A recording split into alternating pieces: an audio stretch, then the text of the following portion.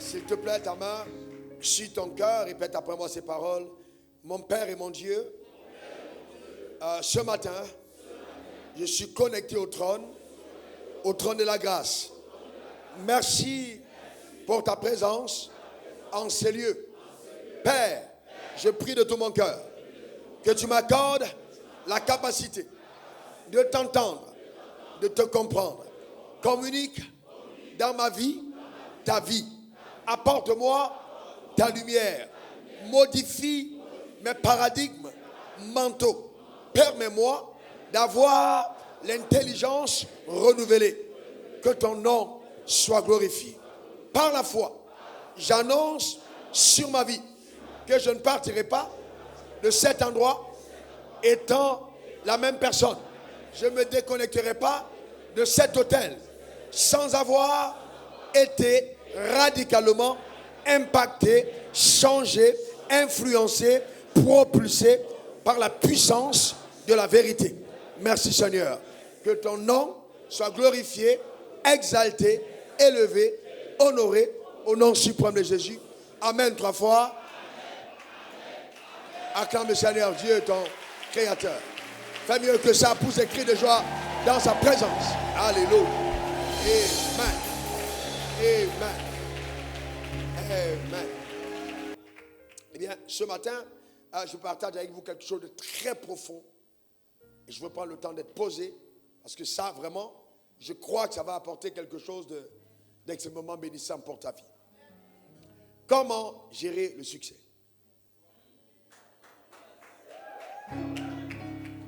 Comment gérer le succès? Vous savez, dans nos églises, on nous enseigne à comment arriver au succès. Mais très peu à comment le gérer. Comment nous gérons le succès. Et c'est parce que justement les succès ont été mal gérés que certaines personnes ont conclu que ça ne vaut peut-être pas la peine de réussir. Parce qu'on ne nous a pas enseigné sur la gestion du succès. Ça fait aujourd'hui 24 ans que je prêche l'évangile. Je voudrais que tu dois dire, ça fait combien de temps que tu me connais? Tu m'as vu prêcher l'évangile, ça fait combien de temps? 25, 24 ans, tu me connais prêchant l'évangile. Qu'est-ce qui donne-lui au micro? Je veux vraiment que... donne-lui au micro. Je reprends la question. Docteur Ebois, quand on s'est connu, tu étais un jeune homme aussi. Et là, tu es un grand docteur. Eh bien, ça fait combien de temps que tu me connais prêchant l'évangile? Ça fait 24-25 ans. 24-25 ans. Qu'est-ce qui te marque quand tu me vois prêcher l'évangile? La même passion. La même passion. Pour Dieu, la même fougue, la même énergie. La même énergie. Oui. Donne-moi le micro à Doumbia. Doumbia, tu me connais peut-être il y a peut-être 10-12 ans. Mais dis-moi, qu'est-ce qui t'impressionne quand je prêche l'évangile? La même discipline, la même passion, le même zèle. Comment tu expliques le même zèle? C'est-à-dire, quand il y a 10 personnes et 100 personnes et 2000 personnes et 15 000 personnes, qu'est-ce qui te marque? De la même manière que vous vous adressez à une foule de 10 000 personnes, c'est ce même zèle et cette même passion que vous utilisez pour parler à une équipe de 10, 15 personnes. Très bien. Eh bien, et je vais vous dire que ce n'est pas aujourd'hui. Et je vais plus loin. J'étais âgé de 27 ans quand j'ai été reçu pour la première fois dans un palais présidentiel à cause de l'évangile. J'avais 27 ans. Et donc, ce que je vais vous dire aujourd'hui, c'est vraiment des choses profondes. Et c'est en 2007, pour la première fois, que j'ai eu dans mes comptes le montant de 1 milliard. C'était en 2007, il y a 11 ans. Donc, je vais vous enseigner sur comment gérer le succès. Eh bien, il est alors impérieux, il est vraiment impérieux pour chacun d'entre nous de redéfinir ce que c'est que le succès. Pour nous, dans le point de vue du monde, on définit le succès comme avoir un résultat heureux, réussi dans ses entreprises. Ça, c'est le monde. C'est-à-dire que si tu es un chef d'entreprise, tu gagnes beaucoup d'argent, on dit tu as réussi, tu as le succès. Ça, c'est la définition totalement mondaine.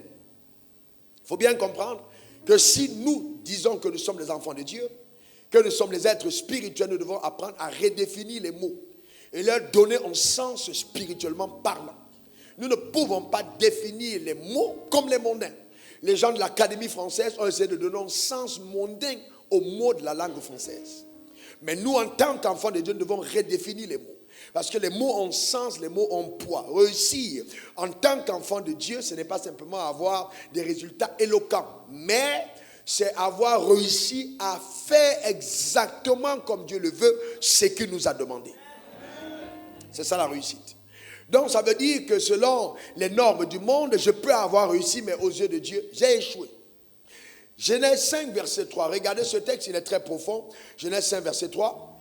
Adam, âgé de 130 ans, engendra un fils à sa ressemblance, selon son image, et il donna le nom de Seth. Voyez-vous, il engendra un fils, vous voyez, à sa ressemblance. Mais quand lui, il a été créé à la ressemblance, à l'image de qui? De Dieu. Mais pendant qu'il donne naissance à Seth, il est tellement déconnecté de Seth qu'il n'y a rien de Dieu en Seth. Il donne quand même naissance. Le mandat lui a été dit, soyez fécond. Il a été fécond. Mais est-ce qu'il a réussi? Non. Parce que celui qui l'a fécondé n'a pas gardé l'image de Dieu. Donc voyez-vous, au départ, quand Dieu l'a créé à son image, selon sa ressemblance. Mais lui, quand il donne naissance à Seth, il donne naissance à Seth selon son image à lui. Il n'a plus l'image de Dieu. Il a maintenant donne naissance à Seth selon son image. Aux yeux de tous ceux qui observent, on dira, mais Adam a fait ce que Dieu a demandé. Il a été fécond. Mais non. Dieu lui avait dit, cultive le jardin et garde-le. Donc il n'y a pas simplement la dimension de cultiver pour un résultat visible, mais il y a la notion de garder pour l'intégrité dans le résultat. L'intégrité dans le résultat. L'intégrité dans le résultat, c'est très important. Et donc nous avons vu hier que Dieu a achevé son œuvre le même jour. Il a créé tout le monde. Il acheva son œuvre. Et dans l'éternité, il a séquencé la venue des hommes dans le temps. Et c'est très important. Et nous avons dit que nous avons quitté l'éternité vers le temps. Cette révélation, je l'ai depuis très longtemps. C'est l'une des choses qui a gardé mes pas, venant du Saint-Esprit. Et ce qui est impérieux, c'est, donc quand nous savons que nous quittons l'éternité, nous le disons à l'église, mais très peu d'entre nous le pensent vraiment. Si nous avons quitté l'éternité, alors, écoutez-moi bien, nous sommes des êtres supposés être des êtres éternels. Et nous le sommes. Notre éternité, voyez-vous, elle se révèle dans le temps. Le temps n'est qu'une parenthèse. Et nous repartons vers notre Créateur, vers là où nous venons. Et donc si nous sommes venus sur terre, nous sommes en mission. Donc la terre n'est pas un lieu de distraction, non, mais c'est un lieu de mission. Donc c'est important de le comprendre. Et donc, la plus grande découverte dans la vie, c'est la découverte de son appel. Qu'est-ce que Dieu m'appelle à faire? Et la plus grande réalisation, c'est l'accomplissement de son appel. Donc, tant que je n'ai pas découvert ma raison d'exister, quel que soit ce que j'ai comme succès, je cours le risque, quand Dieu m'accueillera, de dire, tu n'as pas fait ce que j'ai attendu de toi sur terre. Et ça peut être dramatique, fatal. Le système qui a été mis sur place dans le monde, où on va à l'école, on a des diplômes et on a une telle carrière. Beaucoup d'entre nous embrassons les carrières simplement parce que nous voulons survivre. La terre n'est pas un lieu de survie. On n'est pas venu survivre sur la terre, on est venu vivre. Et il y a une différence entre ceux qui survivent et vivent.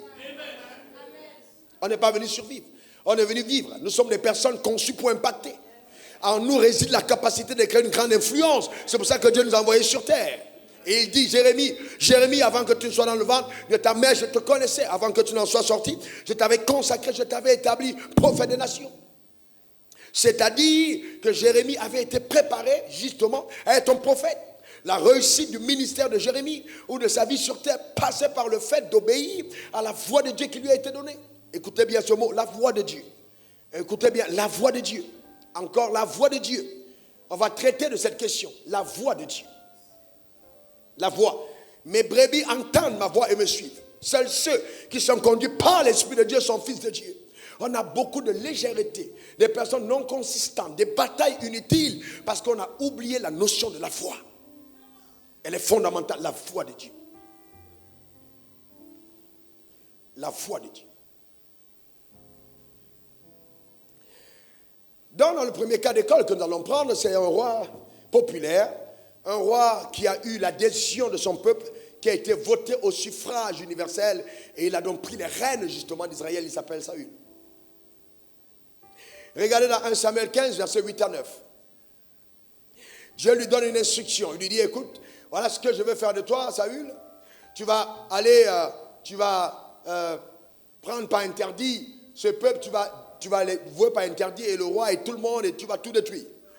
Et donc, il prit vivant Agag. C'est pas ce que Dieu lui avait demandé. Roi d'Amalek. Et il devoit par interdit tout le peuple en le passant au fil de l'épée. Mais Saül et le peuple épargnaient Agag et les meilleures brebis, et les meilleurs bœufs, et les meilleures bêtes de la seconde portée, les agneaux gras, et tout ce qui avait de bon. Il ne voulut pas le dévouer par interdit, et il dévoua seulement ce qui était méprisable. D'accord? Ce n'était pas là ce que Dieu lui avait demandé de faire. Mais imaginez qu'il revient de guerre, et vous êtes dans le peuple. Vous voyez, il revient de guerre, il a comment attrapé le roi. La foule peut acclamer. Oh, Saül est puissant, il a attrapé le roi, nous avons eu la victoire. Mais pendant qu'on acclame sur terre, Dieu est triste. Parce que quelque part, l'instruction n'a pas été respectée. Ce n'est pas une victoire, c'est une défaite. Les gens peuvent célébrer, mais ce n'est pas ce que Dieu a demandé. Et souvent, nous sommes devenus tellement superficiels, nous sommes tellement emportés par le regard des autres. Qu'est-ce que les gens vont dire, qu'est-ce que les gens vont penser, qu'on va jusqu'à même modifier notre manière d'apparaître physiquement parce qu'on est influencé par le regard des autres. Dieu dit, si je voulais seulement plaire aux hommes, je ne serais pas serviteur de Dieu. Servir Dieu consiste véritablement à faire ce qu'il te demande dans le domaine où il t'a appelé, que tu sois homme d'affaires, que tu sois homme politique, que tu sois chef d'entreprise, que tu sois footballeur, que tu sois peintre, que tu sois médecin. Il y a un mandat rattaché à ta personne. Et la découverte et l'exécution de ce mandat, justement, vont déterminer ta consistance et ta stabilité dans le succès. Je vais vous montrer que ça paraît simple. Mais la majorité des échecs viennent de là. Vous allez voir simplement. Pourquoi les gens arrivent au succès et puis paf, ils tombent. Parce que quelque part, ils ont lâché une instruction de Dieu. Ils ont lâché la main sur une instruction. Voyez-vous, pour la première fois que j'ai été confronté à voir un chef d'État entrer dans un palais, j'avais donné rendez-vous aux personnes qui devaient m'amener là-bas, parce qu'on a demandé à venir me chercher le matin, avant midi. Et donc moi, je prêchais l'après-midi. Et donc, ils se sont amenés pendant que j'étais en prière aux environs de 17h. Et moi, j'allais prendre la parole à 19h. Et dans mes principes de travail, quand je dois prendre la parole 3 heures de temps avant, il n'y a personne qui doit rentrer en contact avec moi. Je reste justement sensible en écoutant ce que Dieu me demande de faire. Donc, c'est vrai peut-être que j'ai le message, mais le message que j'ai n'est pas la crédibilité que Dieu ne peut pas le changer à tout moment. Donc, mes oreilles restent extrêmement sensibles pour écouter Dieu. C'est pour ça que vous tous qui m'écoutez, vous avez comme l'impression que j'ai écouté, j'ai lu votre histoire avant de venir prêcher. Je n'ai pas besoin de dire ainsi dit l'Éternel. Quand j'enseigne, tu sais que je parle de ta vie, tu sais que le message t'a été adressé. Pourquoi? Parce qu'il y a une discipline derrière. Il y a une discipline derrière. Vous avez l'herbe fraîche, c'est ma responsabilité en tant que pasteur de la porter constamment. Elle doit être fraîche. Et donc, quand ils sont arrivés, je leur ai dit, ils sont venus, ils ont appelé la chambre, j'ai dit, je suis désolé, je ne pourrais pas partir. Et donc, j'avais 27 ans, ils vous ont dit à 27 ans. On vous dit, quand on vous appelle au palais, vous pouvez appeler les responsables, vous dites, bon, on va me voir au palais. Donc, c'est pour un garçon de 27 ans qui à peine dormait dans une chambre climatisée. Pour la première fois, j'allais en mission pour la première fois. Il y a ces ouvertures, mais il fallait que je puisse dire, rester fidèle au principe que Dieu m'avait communiqué. Voyez-vous, le principe. Et donc, j'ai dit, je ne pouvais pas. Parce que je suis déjà en train de préparer le programme. Cette réponse a marqué ceux qui m'envoyaient. Pourquoi? Parce qu'ils se sont rendus compte que ce gars-là respecte le Dieu qu'il sert. Voyez-vous? Donc il est important, les mêmes principes. Voyez, les principes qui vous ont conduit au succès doivent être les mêmes que vous gardez pour ne pas sombrer après le succès. Ne devenez jamais professionnel au point où vous n'avez plus besoin de discipline dans votre action. Non, la discipline, la loi de la discipline est la loi, l'autoroute qui te conduit au succès. C'est l'autoroute du succès et c'est l'autoroute qui te maintiendra dans le succès. Ça s'appelle la discipline. La discipline, c'est quoi? L'ensemble des choses que je dois faire. L'ensemble des choses que je dois faire. L'ensemble des choses que je dois faire. L'ensemble des choses que je dois faire. C'est la discipline. Je dois faire. Et non ce que je veux faire. Je dois faire. Et non ce que je veux faire. Voyez-vous? Je prends un exemple simple. Une femme qui se prépare au mariage et qui est en train de chercher un homme, elle peut peut-être prendre la décision, peut-être parce que pour elle, elle estime qu'il faut qu'elle soit fine. Même si fine, ce n'est pas le critère de beauté universel. Mais elle estime, et puis maintenant, dans sa finesse, elle rencontre un homme dans la discipline qu'elle avait vis-à-vis de la nourriture. Et une fois qu'elle est mariée, elle est entrée dans le mariage, elle perd sa discipline. Elle court le risque de branler son mariage. Parce que les mêmes principes qui l'ont conduit au succès doivent être les mêmes qu'elle garde pour que le succès soit durable. Mais hélas, voyez-vous, ça ne marche pas comme ça. Et bon, dans nous, le cas des enfants de Dieu, et comme il y a la loi de Dieu qui est là et qui met une épée sur la tête du mari, et la femme le brandit à son mari en disant, dans tout le cas, la Bible a dit, si tu fais ça, tu vas en enfer. Non, il peut peut-être ne pas aller en enfer, mais vous faire vivre tous deux l'enfer sur la terre. Il faut aller au-delà. Comprenez ce que je dis. Dieu veut que tu sois heureux. Le bonheur est ton droit légitime. Donc dis-moi le meilleur des amens. Amen. Dieu, c'est ton droit légitime. Dieu veut qu'on soit heureux. Regardez la conséquence de cet acte. Ça vous paraît anodin. Mais vous devez comprendre que chaque obéissance a une conséquence générationnelle. Chaque obéissance a une conséquence générationnelle. Vous ne pouvez pas imaginer quand aujourd'hui, après qu'on ait commencé les nuits oracles en Côte d'Ivoire, en 1999, quand on prêchait et que les jeunes gens venaient, c'était loin d'oublier, d'imaginer ce que Dieu voulait faire. Aujourd'hui, il y en a qui ont des églises de 2500 personnes, 3000 personnes qui font un impact incroyable et qui disent, j'étais à ces programmes, j'étais là une nuit et tu as prophétisé sur moi, j'ai été béni, je suis dans le ministère. D'autres sont entrés dans des carrières, oui, il y a un impact générationnel. Chaque fois que Dieu vous demande de faire quelque chose, pensez justement à l'objectif que Dieu veut atteindre et faites abstraction de vous. Regardez dans 1 Samuel 15, verset 22-23. Quand le prophète vient et dit, l'Éternel trouve-t-il du plaisir dans les holocaustes et les sacrifices, comme dans l'obéissance à la voix, l'obéissance à la voix, l'obéissance à la voix, l'obéissance à la voix. Il n'avait pas péché selon la loi, il a péché selon la voix.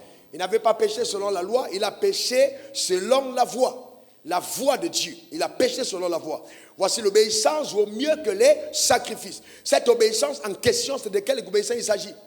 De la loi ou de la voix? S'il vous plaît, regardez le texte. C'est quelle obéissance? L'obéissance à la voix. Ça veut dire quoi? Écoutez, dans ce contexte, parce que souvent nous citons les choses hors contexte, Dieu parle de la désobéissance qui est similaire à la sorcellerie, à la magie, parce que là, il s'agit de sa voix. Donc quand Dieu te parle de façon claire, il est en train de révéler une portion du plan qu'il veut exécuter au travers de ta vie. Et ne pas obéir à cette voix, c'est s'opposer au plan de Dieu. C'est devenir un collaborateur inconscient de l'enfer contre les projets divins. Est-ce que vous savez qu'il y a beaucoup d'hommes de Dieu, beaucoup de servants de Dieu, beaucoup d'enfants de Dieu qui s'opposent au plan de Dieu dans leur génération? C'est pas parce qu'ils n'obéissent pas à la voix et on ne nous a pas enseigné à écouter la voix. Pourquoi? Parce que nous avons été formatés inconsciemment à garder les gens dans un périmètre où nous avons le contrôle sur eux. Et c'est pourquoi amener les gens à la voix est souvent difficile. Parce qu'on veut être le héros à la place de Christ. Et j'aime dire ceci aux gens, si tu ne sais pas où tu vas, les gens t'amènent où ils vont. Donc il est important pour toi, impérieux, de découvrir où tu vas. Sinon les gens vont t'amener où ils vont. Et si les gens t'amènent où ils vont, ta destinée ne sera jamais flamboyante. Elle ne sera jamais glorieuse. Est-ce que tu comprends de quoi tu parles? Il est important que tu arrives à la découverte de là où Dieu te mène. Elle est personnelle. Elle est personnelle. Elle est personnelle. Et donc quand tu as découvert cela par la voix de Dieu, d'accord, les convictions deviennent très fortes. Parce qu'il y a une histoire entre toi et Dieu. Il y a une histoire. Donc ton succès n'est pas accidentel parce que ça vient de la collaboration avec la voix de Dieu. D'accord? Ça c'est très important. Bien des années plus tard, vous savez que quand Aman a menacé les Juifs et que Esther a dû aller intercéder, vous savez que Aman était Agagite, c'est-à-dire il était descendant du roi Agag qui a échappé des mains justement du roi Saül. Des années plus tard, tout Israël a eu des problèmes parce qu'un homme a refusé de faire ce que Dieu lui avait demandé. Les descendants ont livré une guerre atroce au peuple. Les conséquences peuvent être générationnelles. Si on a aujourd'hui, par exemple, le terrorisme qu'on voit dans le monde, si on a des gens qui sont constamment en train de mettre des bombes partout et rendre la vie vraiment insipide dans le monde, c'est parce qu'un homme n'a pas obéi à la voix de Dieu complètement. Il faut faire très attention. La désobéissance à la voix de Dieu peut engendrer des monstres. peut engendrer des monstres. Et ça, c'est fondamental dans tous les domaines. Dans tous les domaines. La voix de Dieu. La voix de Dieu. La voix de Dieu. Dans le mariage, la voix de Dieu. Dans la carrière, la voix de Dieu. Dans le choix d'église, la voix de Dieu. Dans le choix du leader sur lequel on se place, la voix de Dieu. La voix de Dieu. C'est vrai qu'il y a plusieurs pasteurs, mais ton pasteur est un indicateur crédible du futur que Dieu te réserve. Je reprends. Ton pasteur est un indicateur crédible du futur que Dieu te réserve. Donc, voyez-vous, si Pierre restait à la pêche, il devait avoir un futur de grand pêcheur. Mais comme justement son futur était pêcheur d'hommes, il a fallu qu'il change de leadership et se place sous Jésus. C'est pourquoi justement Jésus qui ressuscitait des morts, Pierre plus tard a pu ressusciter des morts à cause du leadership qu'il a entraîné. Élisée a ressemblé à Élie. Vous comprenez ce que je suis en train de dire? Ne rêvez pas, frère. Ne rêvez pas, frère. Josué a ressemblé à Moïse. Votre futur est incarné par le leadership auquel vous vous soumettez. Donc, ne soyez pas des personnes qui suivent simplement maintenant. Non, non, non, non, non, non, non. Il faut encore t'interroger sur tes choix. C'est très important. Sur tes choix. Et le diable le sait. C'est pourquoi toutes les choses les plus extraordinaires qui vont arriver dans ta vie vont arriver par des connexions surnaturelles que Dieu va établir. Et toutes les choses destructives qui vont arriver par des connexions sataniques que le Satan va établir. Tous les jours, nous avons des rencontres et des rencontres qui peuvent être dangereuses. Donc je disais que bien des années plus tard, Aman a menacé le peuple juif à partir de quoi? À partir du fait qu'un homme n'a pas écouté l'instruction que Dieu lui avait donnée. Donc écouter la voix de Dieu, c'est vraiment fondamental. C'est vraiment fondamental. Je dis bien fondamental dans tous les domaines. Votre unicité, votre spécificité, la grandeur qui est rattachée à votre existence va découler de votre habileté à écouter l'instruction que vous donnera la foi. La loi est limitée, elle va vous formater dans un moule général, alors que la foi vous amènera à la dimension spécifique. Donc, toute personne qui obéit à la loi va ressembler à tout le monde. Mais les personnes qui se distinguent sont celles qui ont obéi à la voix, au-delà de la loi. Voyez-vous? Donc c'est fondamental. C'est fondamental. Vous voyez, c'est très, très, très important. Très important. Prenons un deuxième cas d'école, et ça c'est important, le syndrome de Lucifer. Parlons de Lucifer. Lucifer est la première personne qui a été blasée par son succès. Lucifer était l'archange le plus étincelant, le plus rayonnant, le plus glorieux. C'était vraiment extraordinaire. Mais regardons d'où viennent les problèmes de Lucifer. Souvent nous parlons sans avoir étudié profondément. Regardez profondément. La Bible dit au verset 15 de Ézéchiel 28, tu as été intègre. Tu as été intègre dans toutes tes voies. Il a été intègre. Donc Lucifer a connu l'intégrité. L'intégrité, justement, c'est l'habileté à rester fidèle à l'instruction donnée. C'est ça l'intégrité. L'habileté à rester fidèle à l'instruction donnée. Je suis intègre, je suis loyal. D'accord? Et donc, dans le principe du fonctionnement du royaume, la puissance de Dieu est manifestée par la soumission à l'autorité établie. Dans le principe du fonctionnement du royaume, la puissance de Dieu est manifeste par la soumission à l'autorité établie. C'est-à-dire que si je ne me soumets pas à l'autorité, je n'ai pas d'autorité.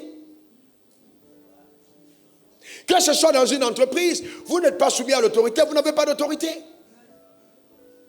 C'est très important de le comprendre. Lucifer devait être soumis à l'autorité de Dieu. Et la Bible dit, il a été intègre dans toutes ses voies. Souvent, je me pose la question, combien de personnes parmi vous avaient déjà été intègres? La Bible dit, il a été intègre dans toutes ses voies. Jusqu'au jour où, ça veut dire que l'intégrité ne suffit pas. Il faut veiller sur son intégrité tous les jours. Et que ce jour-là n'arrive jamais. Je prophétise sur ta vie et je déclare que ce jour n'arrivera pas au nom suprême de Jésus. Donne-moi ton meilleur amen. Vous voyez, il faut faire attention. Plus Dieu te lève, plus Dieu te prend, il te lève, il te lève, il te lève. C'est plus facile de tomber quand tu es au premier étage. Mais si tu es au 20e étage et tu tombes, ta chute est dramatique. La chute est dramatique. Et vous devez faire très attention. Aujourd'hui, vous voyez les gens, oh Seigneur, donne-moi la grandeur, donne-moi la grandeur, donne-moi la grandeur. Généralement, les gens qui poursuivent la grandeur démontrent le manque de révélation de leur identité. Parce que nous sommes tous grands dans le royaume des cieux. Et nous ne pouvons pas poursuivre la grandeur comme les mondains. Nous sommes dans la grandeur. Parce que vous ne pouvez pas dire que le lionceau n'a pas de futur. Le lionceau est le roi de la forêt. Même s'il n'est qu'un lionceau, il a la nature du lion. Le poussin est un futur coq, c'est clair, ou une poule. Et un enfant de Dieu ne peut pas être un futur démon. C'est un futur roi. C'est quelqu'un qui règne. La grandeur est en nous. Est-ce que quelqu'un comprend de quoi je parle? Maintenant, il faut en avoir la révélation. Il faut en avoir la révélation, c'est important. Et souvent, nous allons à la quête des choses que nous sommes et nous perdons notre identité. C'est le même problème qu'a eu Ève.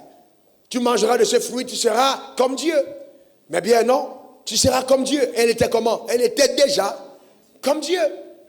D'accord? Donc il faut faire attention. Ézéchiel, tu as été intègre dans toutes tes voies. Par la grandeur de ton commerce, tu as été rempli de violence.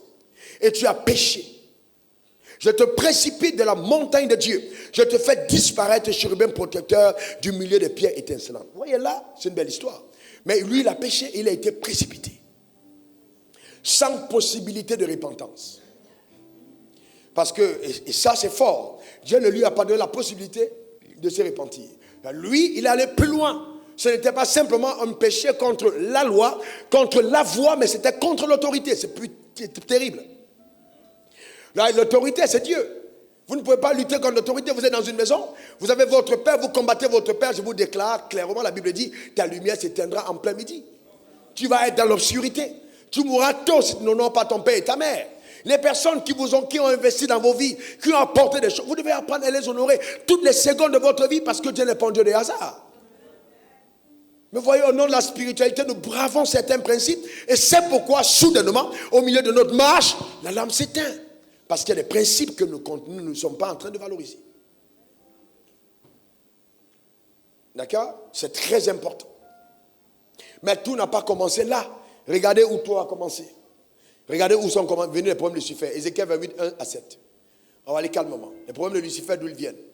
Ézéchiel 28, 1 à 7. La parole de l'Éternel me fut adressée en ces mots. Suivez bien ce texte. Fils de l'homme, Dieu au prince de Tyr, ainsi parle le Seigneur éternel. Ton cœur s'est élevé, tu as dit, je suis Dieu. Regardez bien. Ton cœur s'est élevé, tu as dit, je suis Dieu. Est-ce que Lucifer a été un seul jour Dieu? Non. Est-ce que vous savez comment le diable peut se sentir quand Dieu fait de toi un Dieu? C'est la chose à laquelle il a toujours aspiré. Il a rêvé atteindre cet état. Mais Dieu ne lui avait pas donné. Il a été créé de peu inférieur. Il était le collaborateur juste en bas. Mais il n'a jamais été comme Dieu.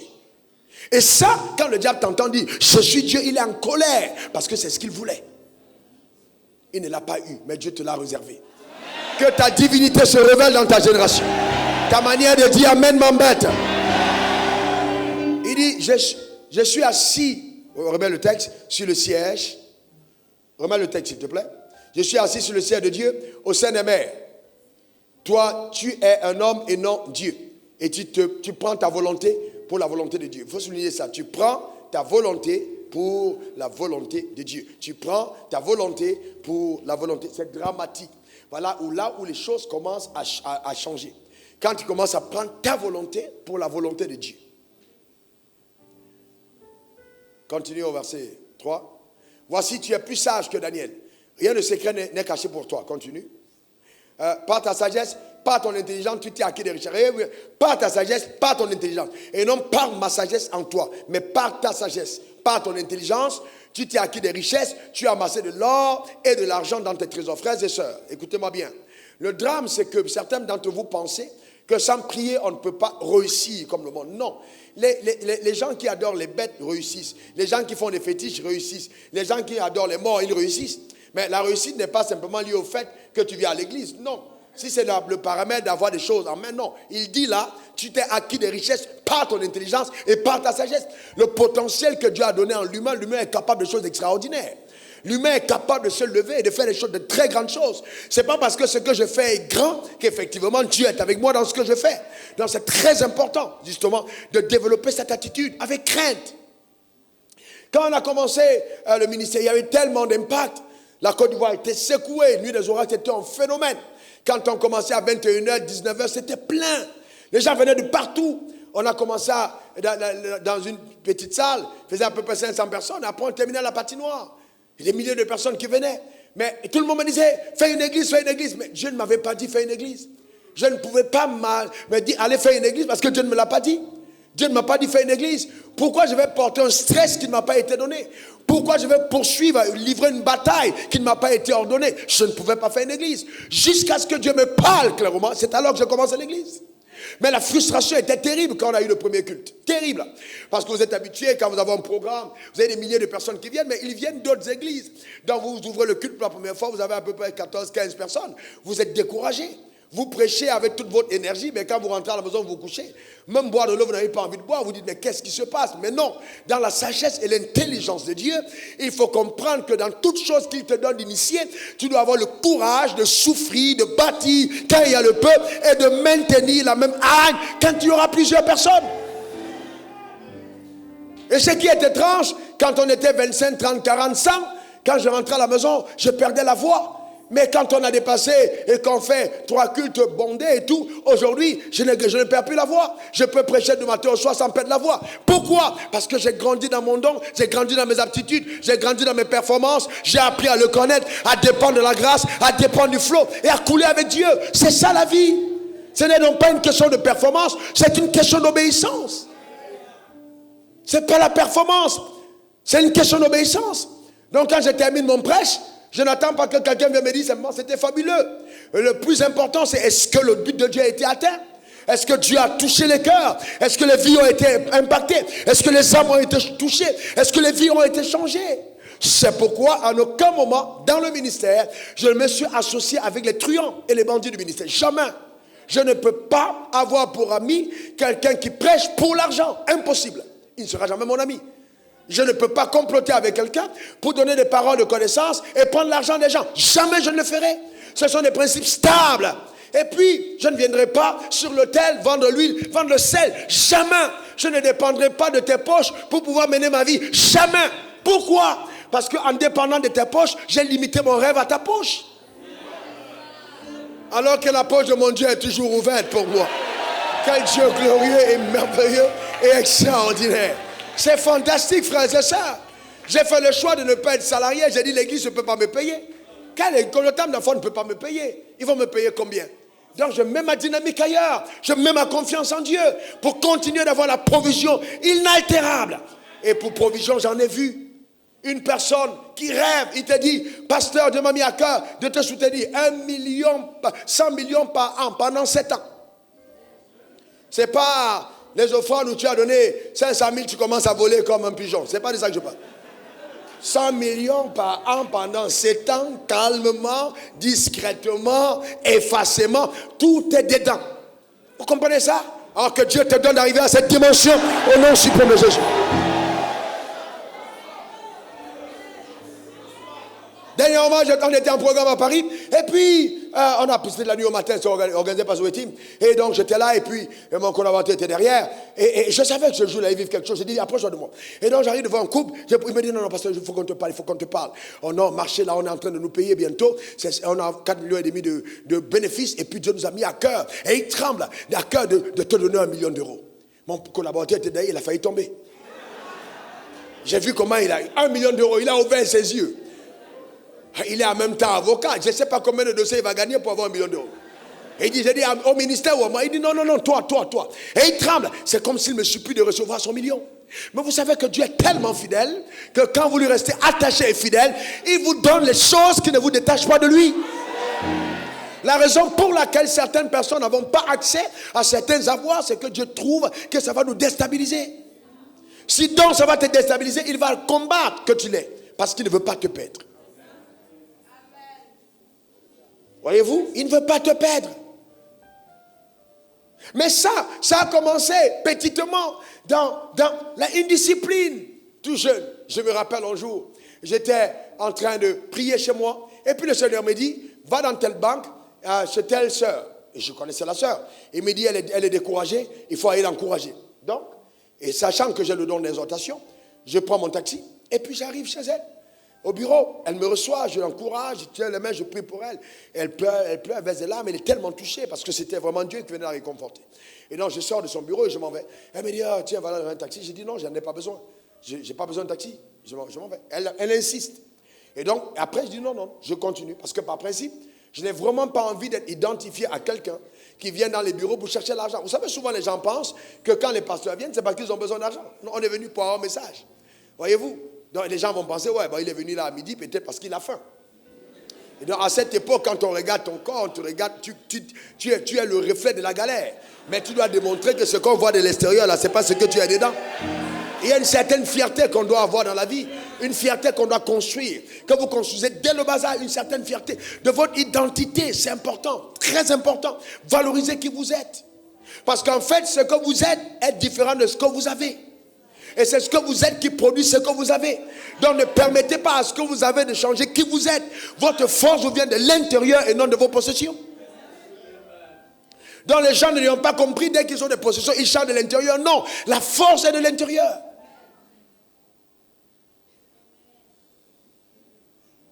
Voyez-vous, c'est important.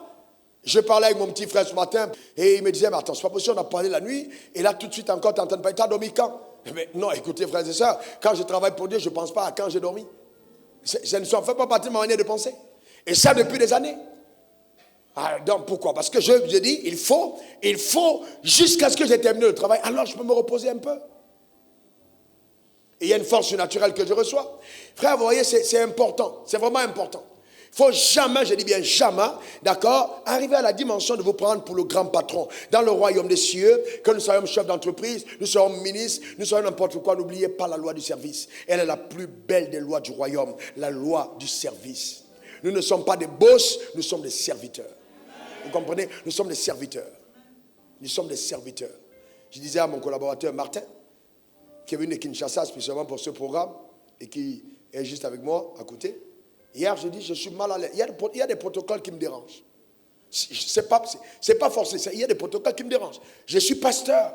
Et en tant que pasteur, je ne peux pas être déconnecté des gens à qui je dois rendre au ministère. Imaginez un médecin qui n'est plus en contact avec les malades, il devient un enseignant.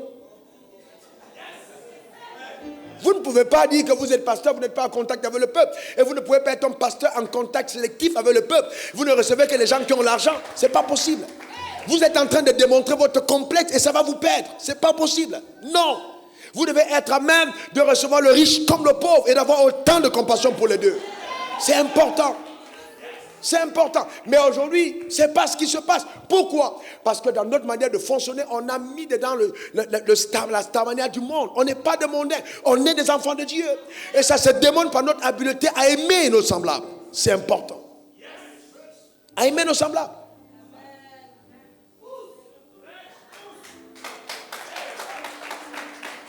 Et si on ne le demande pas, après on se dit, mais oui, moi je ne comprends pas ce gars, Dieu l'a élevé, après il a sombré. Non, vous devez garder les valeurs qui vous ont fait monter. Vous devez garder les valeurs qui vous ont fait monter. Vous devez garder les valeurs qui vous ont fait monter. Et vous devez avoir de la compassion au sujet des plans divins. Nos sociétés souffrent déjà, les gens ont déjà tellement d'abus, les gens sont tellement victimes de tellement de choses qu'ils ne peuvent pas venir à l'église et continuer d'en souffrir. Ce n'est pas normal. Non. Si les gens méprisés en société ne peuvent pas être respectés à l'église, alors pourquoi ils sont nés? Même à l'église?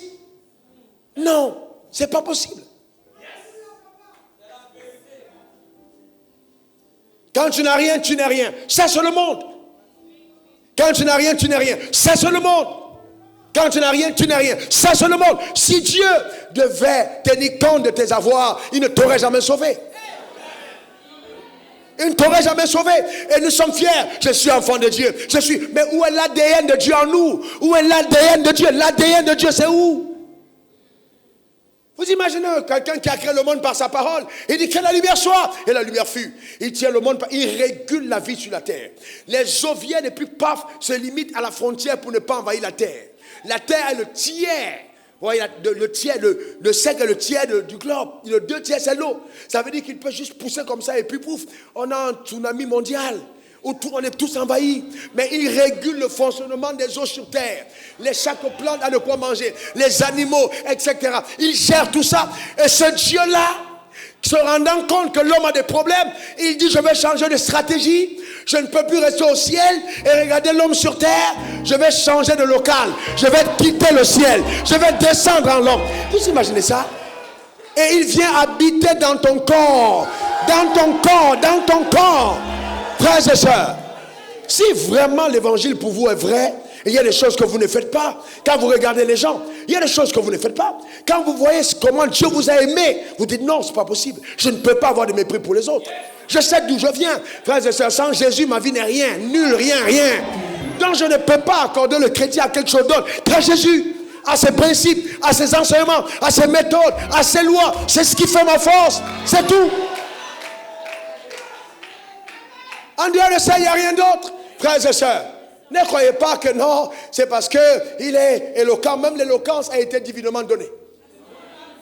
La connaissance, l'accès est donné par le Saint-Esprit, après des supplications et prières. Ce n'est pas une dotation, je ne suis pas né sur la Bible.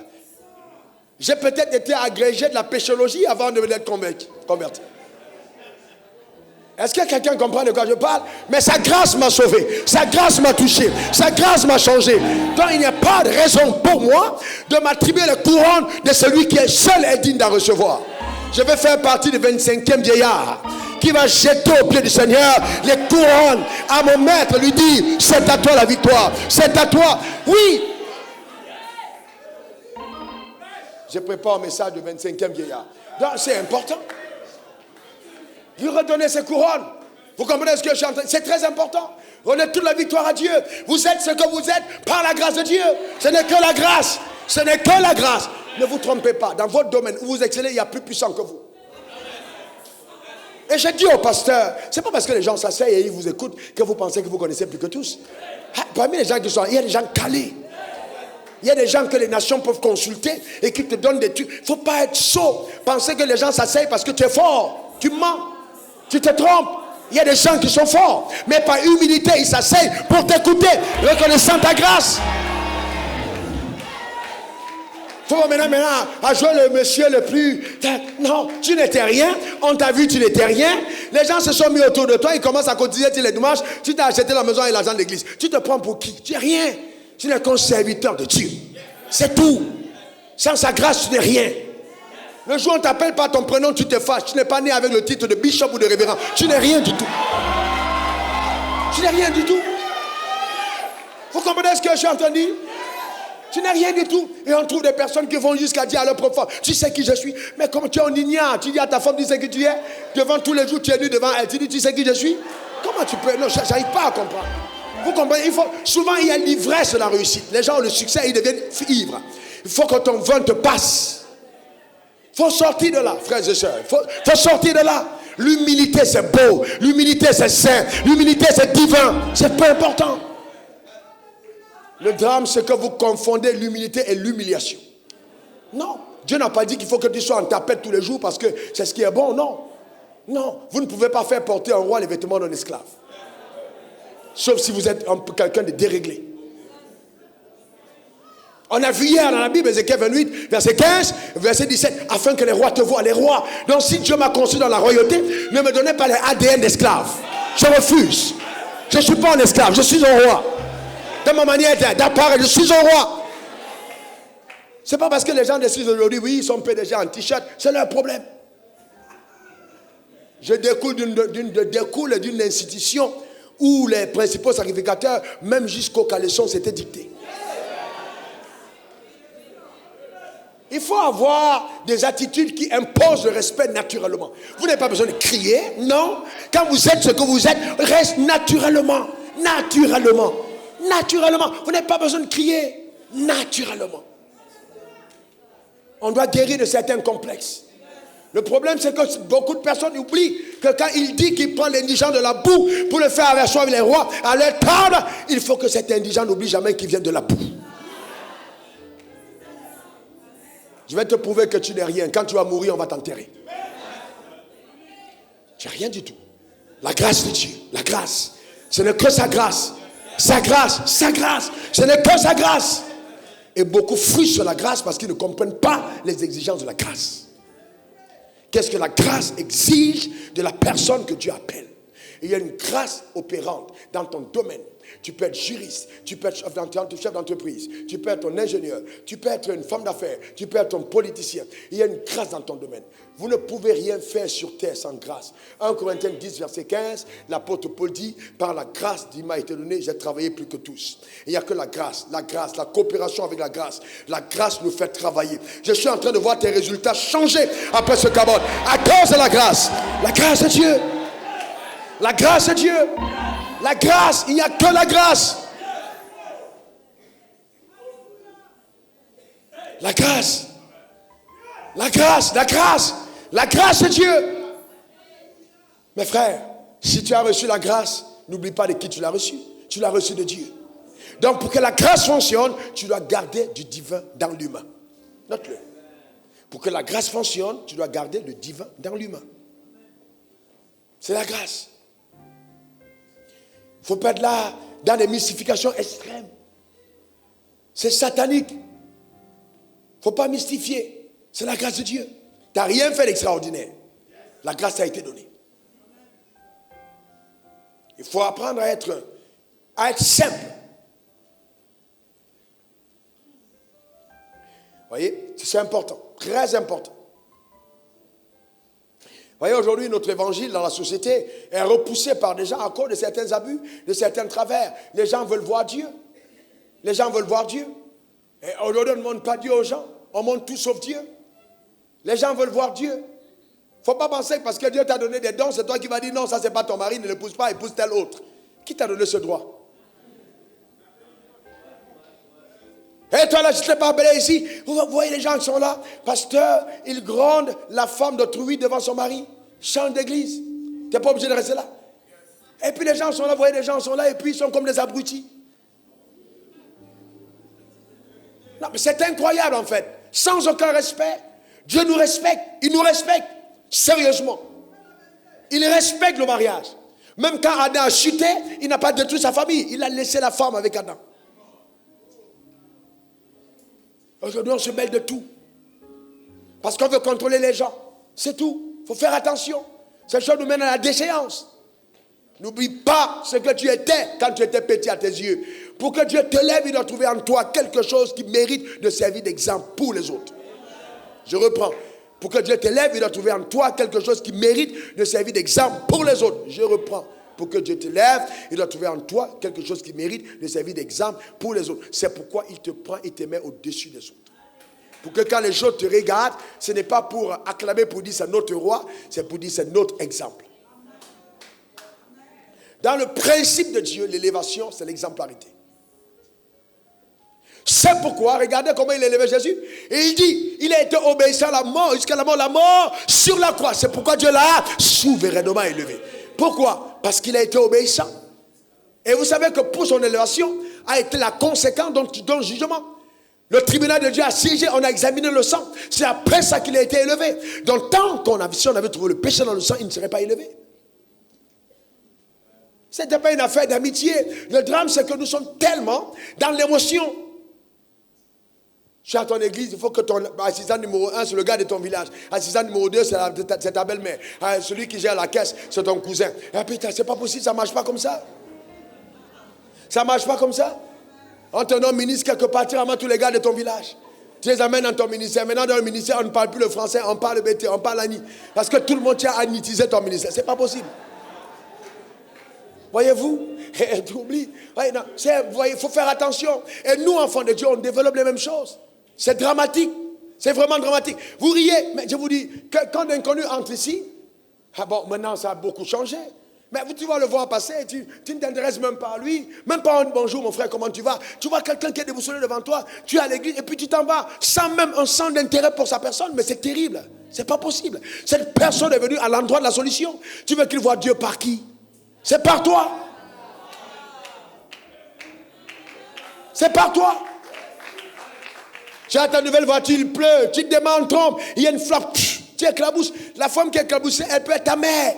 Tu ne t'arrêtes même pas. Tu dis, vraiment, les gens là, ils dérangent. Ils dérangent comment? Tu es en voiture. Un peu de divin. C'est quand même pas possible. Lui, c'est vraiment important. Je me demande souvent, quand des personnes disent qu'ils sont enfants de Dieu, s'ils sont vraiment nés de nouveau.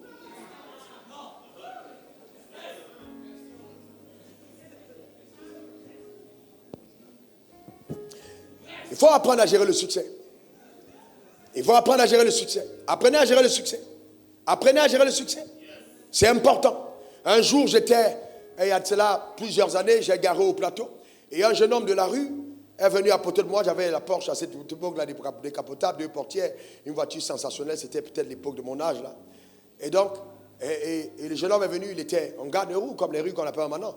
Il était là, il était admiratif de la voiture. Et Dieu m'a rappelé quand moi j'étais à la gare de bus, quand je dormais, quand j'étais dans ce pays, et je me baladais dans les rues avec la date ici jusqu'au pied. Ce n'est pas une date qui est soignée par des médicaments, c'est la date de la pauvreté. Il y a la pauvreté peut laisser l'empreinte sur ton corps. Je vous dis la vérité. Il y a un éclat. Vous voyez un éclat. À Abidjan, on dit que l'eau lave, mais l'argent rend propre. Et ça, c'est vrai. Il y a un éclat que tu n'as pas quand tu es pauvre. Il y a un éclat que tu n'as pas. Je déclare sur ta vie la propriété par les finances au nom suprême de Jésus. Donne-moi le meilleur des amens. Dis encore amen. Amen. Vous savez, comment vous savez, même quand vous partez en Amérique, vous voyez un Africain, vous voyez un Américain, vous voyez la différence. Il y a comme une trame. Dans le visage des Africains, il y a toujours comme une trame. Quelque chose qui est là pour montrer que le gars, il vient en Afrique. Ce n'est pas le produit. Il peut mettre tous les produits ghanéens, changer de couleur, mais il y a une trame. Le problème, c'est dans l'âme. C'est l'âme. Il y a tellement d'impact dans l'âme que tu vois même la peau est en train de subir vous voyez l'impact. Mais quelqu'un qui est débarrassé de ça, vous sentez la lumière à l'extérieur. Vous voyez la lumière. Et la Bible dit tu es la lumière du monde. Je déclare que tu brilles dans ta génération au nom suprême de Jésus.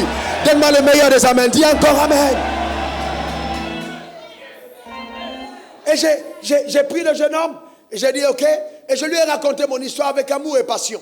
Et j'ai dit, moi dans la voiture, il est monté, on a fait le tour, on est allé à Treichville, on est revenu au plateau. Et je lui ai dit, tu sais quoi, si tu crois en Dieu, c'est possible. C'est pas parce que tu es au bord de la route que Dieu ne peut pas avoir un rêve pour ta vie. Vous comprenez ça? Il y a combien de jeunes de la rue, j'ai gagné, Franck, le petit, j'étais confié, un enfant de la rue, gagné au bord, je m'arrête, je cause avec lui, je prêche l'évangile, il s'assoit dans ma voiture, je l'envoie à l'église. C'est un gars de la rue. Mais écoutez, ça peut être quelqu'un de ta famille. Et même si ce n'est pas quelqu'un de ta famille, c'est un humain. Si donc nous sommes amenés à gagner les gens, nous devons avoir ce cœur. Dieu t'a élevé aujourd'hui. Tu ne peux plus saluer les gens.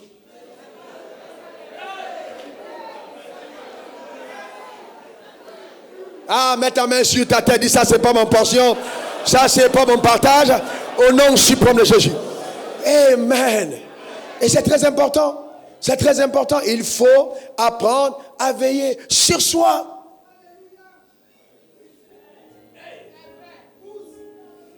Tu prends ta volonté pour ma volonté. Et donc, touchons le premier point qui vous garde encore plus davantage. Alors, allez-y, on a parlé de cette capacité à être discipliné, à rester humble. Il faut faire attention, notez ce point, ne pas développer un esprit d'indépendance. Soyez jamais indépendant. Soyez toujours dépendant de ce que Dieu est en train de faire, mais jamais indépendant. Non, l'indépendance, c'est pour les nations assujetties sur terre, pas d'autres nations. Mais nous avons été créés pour être dépendants, pas indépendants. Le jour où tu retrouves ton indépendance vis-à-vis de Dieu, tu commences à sombrer. Il faut constamment rechercher ta dépendance. Tu dépends de Dieu. Tu dépends de Dieu. Tu dépends de Dieu. Tu dépends de Dieu. Tu dépends de Dieu. C'est très important. Très important. Très important. Donc, il ne faut pas essayer d'emprunter des voies qui sont parallèles.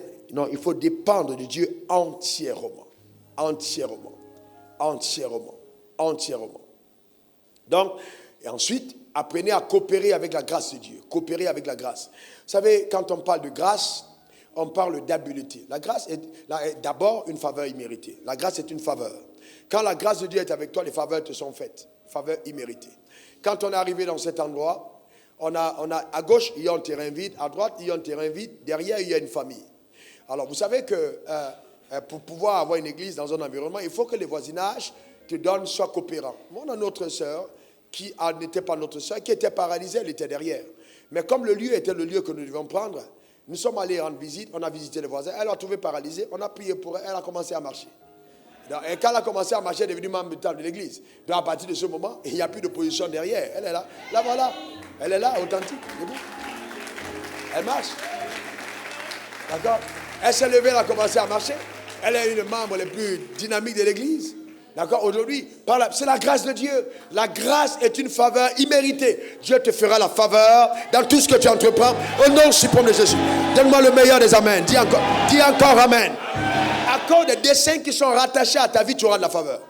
La faveur, les portes vont s'ouvrir. Vous savez, quand la faveur de Dieu est sur toi, et je me suis rendu compte qu'il y a des gens qui ont la faveur de Dieu avant de rencontrer Dieu. Parce que souvent nous pensons que notre histoire avec Dieu commence le jour de notre nouvelle naissance. Non, elle commence le jour de notre naissance. Notez-le. Ton histoire avec Dieu commence sur terre le jour de ta naissance. Mais sinon, elle a commencé depuis l'éternité. Mais elle commence sur terre le jour de ta naissance, pas de ta nouvelle naissance. Sinon, Moïse n'aurait jamais été justement ce qu'il a été. Moïse a été protégé dans le lac à cause de la grâce. Mais Moïse n'était pas né de nouveau. Moïse ne savait même pas ce que c'est. Moïse n'était même pas conscient de son alliance avec Dieu. Il a été hébergé 40 ans dans la maison de Pharaon, 40 ans dans le désert, mais c'était le plan de Dieu. D'accord, le plan de Dieu. Et il y a des choses, quand elles t'arrivent, à un certain moment, même si toi tu m'écoutes, donne-moi cette caméra, même si tu m'écoutes le loin, et tu n'es pas enfant de Dieu, tu n'es pas converti, il y a des choses que tu as vécues, dis-toi quand même, je m'arrête là. Amen. Il y a beaucoup de personnes plus compétentes que moi, qui n'ont pas eu cette grâce. Il faut vraiment que je me retourne vers mon Créateur. C'est sûrement lui qui est derrière. Il y a une main invisible qui a conduit ta vie jusqu'à présent. Ne meurs pas sans avoir fait la paix avec Dieu. Donc c'est très important. La grâce de Dieu. La grâce de Dieu. J'ai vu la grâce m'accompagner. La grâce m'a toujours accompagné. Toutes les personnes que j'ai rencontrées dans la vie, là, j'ai dit les personnes importantes, je n'ai jamais demandé de rendez-vous. Je n'ai jamais demandé connecte-moi en tel. Jamais de la vie. Toutes les personnes, il y a toujours une rencontre surnaturelle qui est orchestrée par Dieu. Pourquoi? Parce que je ne cours pas après moi. Je cours après les desseins de Dieu. Et Dieu sait ce dont j'ai besoin. C'est clair. Voyez-vous, c'est important. Mais chaque fois qu'une connexion a été établie par Dieu, je la respecte, je la valorise, je fais attention. Vous ne pouvez pas détruire les choses que Dieu a engendrées. Non. Non. Voyez les connexions qui font de vous les personnes que vous êtes. Imaginons un baobab qui a grandi. Il est tellement grand. Et il dit, bon, maintenant je suis grand, terre, je n'ai plus besoin de toi. Il quitte la terre. Qu'est-ce qu'il fait? Il meurt. Parce que la source de sa force, c'était la terre. Et il y a des gens, Dieu les bénit, Dieu les élève, mais derrière, il y a une grâce qui t'a soutenu. Il y a une onction qui t'a accompagné. Donc si tu te déconnectes de toutes ces choses qui t'ont encadré, demain tu vas tomber. C'est vrai qu'on quitte la maison de nos pères. Oui, mais attention, même quand tu as 60 ans et que ton père vit, les conseils d'un père, c'est toujours les conseils d'un père. Tous les conseils d'un père. Donc c'est important.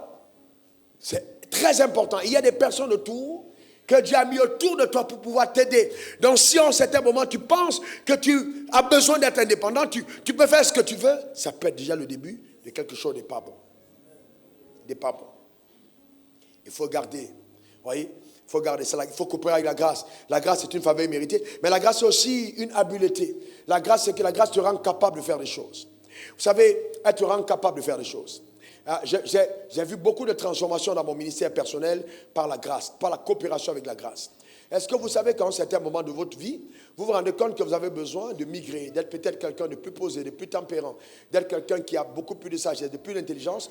Vous n'avez besoin de quoi? De la grâce de Dieu. Vous mettez une demande sur la grâce, vous commencez à prier. Seigneur, j'ai besoin de sagesse, j'ai besoin d'intelligence, j'ai besoin de tempérance, j'ai besoin de bien gérer mes relations, j'ai besoin de ci. Je me rends compte que je deviens compétitif, je suis content des succès des autres. Et puis c'est tout à fait normal, tu coopères avec la grâce, tu te mets à genoux et tu commences à prier. Parce que si tu le découvres, c'est que le Saint-Esprit attire ton attention sur quelque chose qui peut te faire sombrer. Dieu n'est pas un Dieu compétitif, c'est un Dieu de complémentarité, mais pas de compétition. Il faut faire très attention. Voyez-vous, on tombe dans le piège de oui, je suis la tête et on va être dessus tout le monde. Non, il ne faut pas souffrir du fait qu'on apprécie quelqu'un d'autre, le fait qu'on acclame quelqu'un d'autre, le fait qu'on apprécie le travail de l'autre. Non, ça ne veut pas dire qu'on est en train de te minimiser. Non, on apprécie simplement quelqu'un d'autre. C'est tout. Vous ne devez pas être compétitif. On est dans le royaume. On est dans le royaume, c'est important. Et les personnes qui ne comprennent pas vont avoir tout autour d'eux des personnes qui sont des bénis oui. Voyez-vous, on n'est pas ouvert à des critiques, on n'est pas ouvert à l'input de quelqu'un, non. Mais voyez-vous, c'est pas normal, pas du tout, pas du tout.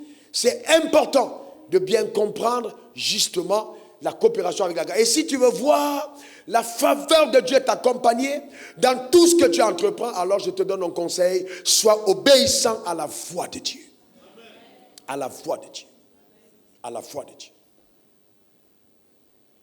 Dieu dit, quand j'approuve les voies de pardon, je dispose même favorablement à son égard tous ses ennemis. Je ne sais pas si ce pasteur est là. On n'a pas commencé une extension à l'intérieur, mais il a commencé une extension, ils sont à peu près, il m'a dit 80 personnes, et il veut construire l'église, et puis Dieu lui dit, non, tu ne monteras pas un seul de ces piliers ici, tant que tu n'es pas allé voir le pasteur Wafo, c'est lui ton père spirituel. Je ne le connaissais pas. Il vient me voir, il me dit, bon, voilà ce que Dieu m'a dit. Dieu me dit que si je ne suis pas couvert par toi, je commence par l'église. Donc je veux commencer. Est-ce qu'on peut mettre le nom temple de la foi parce que c'est ce que Dieu demande? Mais attends, il n'est pas ici. Il ne vient pas d'ici. J'ai dit, bon, écoute, moi, je ne suis pas très rattaché à l'histoire de nom. Si tu as apporté l'ADN, c'est le plus important.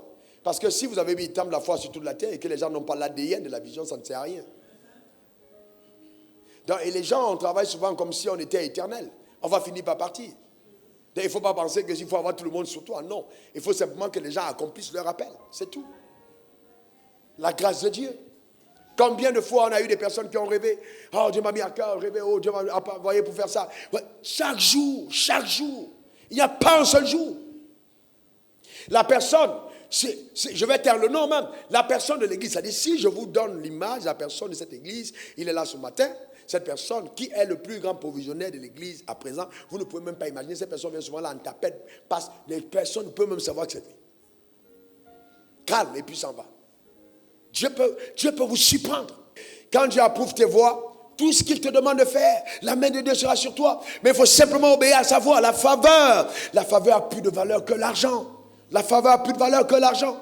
Plus de valeur que l'argent. Un jour, une dame à l'église, dont je ne connaissais même pas la force, vient me voir dans mon bureau et me dit, pasteur, s'il te plaît, bon, moi je suis un peu embêté quand il faut venir à devant, donner ma portion d'alliance. Maintenant, je ne veux plus vraiment procéder comme ça. Est-ce que je peux avoir un numéro de compte? Voilà, bon, au départ, j'ai accepté, j'ai dit, ok, on va faire comme ça, mais après, je l'ai éduqué, elle a compris. Maintenant, elle vient devant. Et, ok, je vais avoir un numéro de compte, donne-moi un numéro de compte d'église. Je vais virer mon argent discrètement, je n'ai vraiment pas envie qu'on sache ce que je donne. Mais vous voyez une personne à l'église, effacez simplement, viens à l'église, là, même si vous parlez, elle ne parle pas, elle se lève et s'en va. Voyez-vous, c'est ça la grâce. Quand la grâce est avec toi, la faveur t'accompagne, tu n'as pas besoin de bruit, il faut rester calme. Ah, mais il faut rester calme, la grâce de Dieu. Quelqu'un dit la grâce. Quelqu'un dit encore la grâce. Et vous savez, c'est à cause de la grâce que les talents et les dons te sont donnés. Donc Dieu te fait des dons, des dons. Tu as des dons en toi, tu as des dons, tu as des dons. Tu as des dons. Personne ne peut avoir des dons de Dieu et prétendre qu'il est pauvre ou il a été délaissé par Dieu. Impossible. Le don est une dotation divine qui garantit ta survie sur terre et ton impact dans ta génération. Le don, c'est délicat, il ne parle de survie, ça dit d'équipement naturel et ton succès, l'impact surnaturel. Le don est en toi. La grâce est en toi. Tu as le don de Dieu.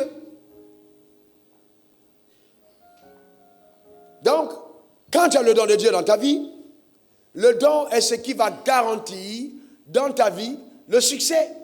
C'est très important. Le don va garantir le succès. Et le don est aussi une ressource pour ta provision. J'étais au Ghana. Au Ghana, c'est 1998. Alors, je suis allé former les missionnaires et puis c'est du Ghana, je suis venu par bus, en continuant par ici. Et à la veille du départ, j'ai été saisi d'une grande crainte, une très grande crainte. Parce que je partais dans l'inconnu, je ne savais vraiment pas ce qui allait se passer, mais j'ai obéi à la voix.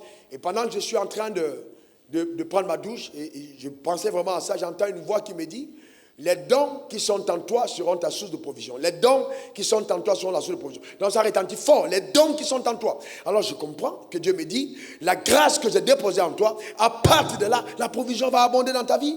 Les dons. Mais maintenant, qu'est-ce que Dieu voulait dire? Si tu actives les dons, si tu travailles fidèlement, si tu es loyal dans ce que tu te demande de faire, le don va ouvrir des portes et moi je vais te récompenser.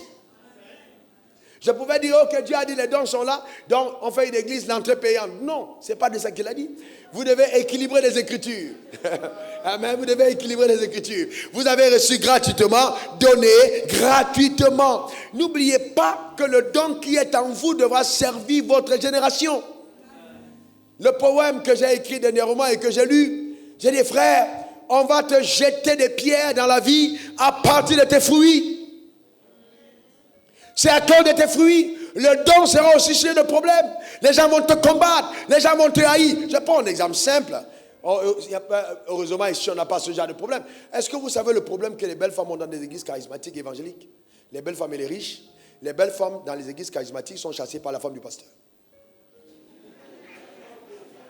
Quand elles entrent à l'église et qu'elles sont belles, toutes les autres femmes, les soeurs commencent à... Elles se sentent, on se rend compte qu'elle n'a pas sa place. Parce que la femme du pasteur est en insécurité, elle va s'assurer de faire partie de cette femme. Comme si l'église était devenue leur boutique. C'est la maison de Dieu. Vous ne pouvez pas chasser quelqu'un qui est beau. C'est la maison de Dieu. Et puis la beauté est un don. C'est pourquoi les belles filles sont recrutées en boîte, recrutées dans la prostitution, parce que la beauté est un don. Si ce n'était pas un don, Dieu n'aurait pas dit David était beau de figure. C'est un don. C'est extraordinaire d'être beau comme tu es beau. C'est une grâce. Est-ce que quelqu'un comprend de quoi je parle? C'est important. Et même dans nos églises, quand les gens viennent et qu'ils gardent de grosses voitures, on les regarde comme si c'était des extraterrestres. Et c'est ça le problème. Pourquoi? Parce qu'au nom de la sanctification, au nom de ne pas pécher, on a assimilé la sanctification à la pauvreté. Non! Il y a une grande différence entre celui qui est saint et celui qui est pauvre. Le pauvre n'a jamais eu l'opportunité de démontrer son intégrité. Dans la pauvreté, on ne connaît pas votre visage. Dans la pauvreté, votre cœur n'est pas exposé. Dans la pauvreté, vous êtes dans un masque. Dans la pauvreté, vous êtes voilé. La pauvreté ne révèle jamais qui vous êtes. On commence à découvrir qui vous êtes quand vous avez un peu, comme on dit en Afrique. Un peu, c'est là on sait qui vous êtes véritablement. Un peu. Parce que l'argent est un révélateur, un amplificateur, qui va montrer qu'est-ce qui est ton cœur. Où sont les inclinaisons de ton âme. C'est facile de jeûner pendant 3 jours quand il n'y a pas de quoi manger. Mais que ton frigo soit plein et on te dit jeûne, c'est là où on voit que tu aimes Dieu. Oh, je prophétise sur ta vie l'abondance.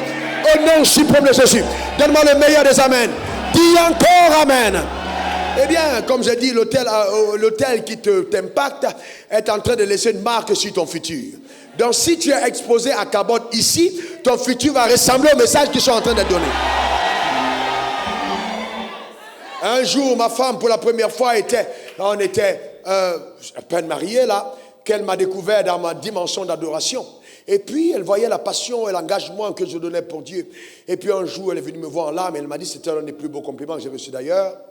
D'elle, elle est venue me voir et m'a dit, moi, je sais ce que tu as, et puis je te vois passionné comme tu es, la connaissance que tu as, et je te vois toujours engagé comme ça pour ton Dieu. Non, il n'y a pas, ça dit vraiment, tu es un défi perpétuel pour moi. Ça, c'était un beau compliment.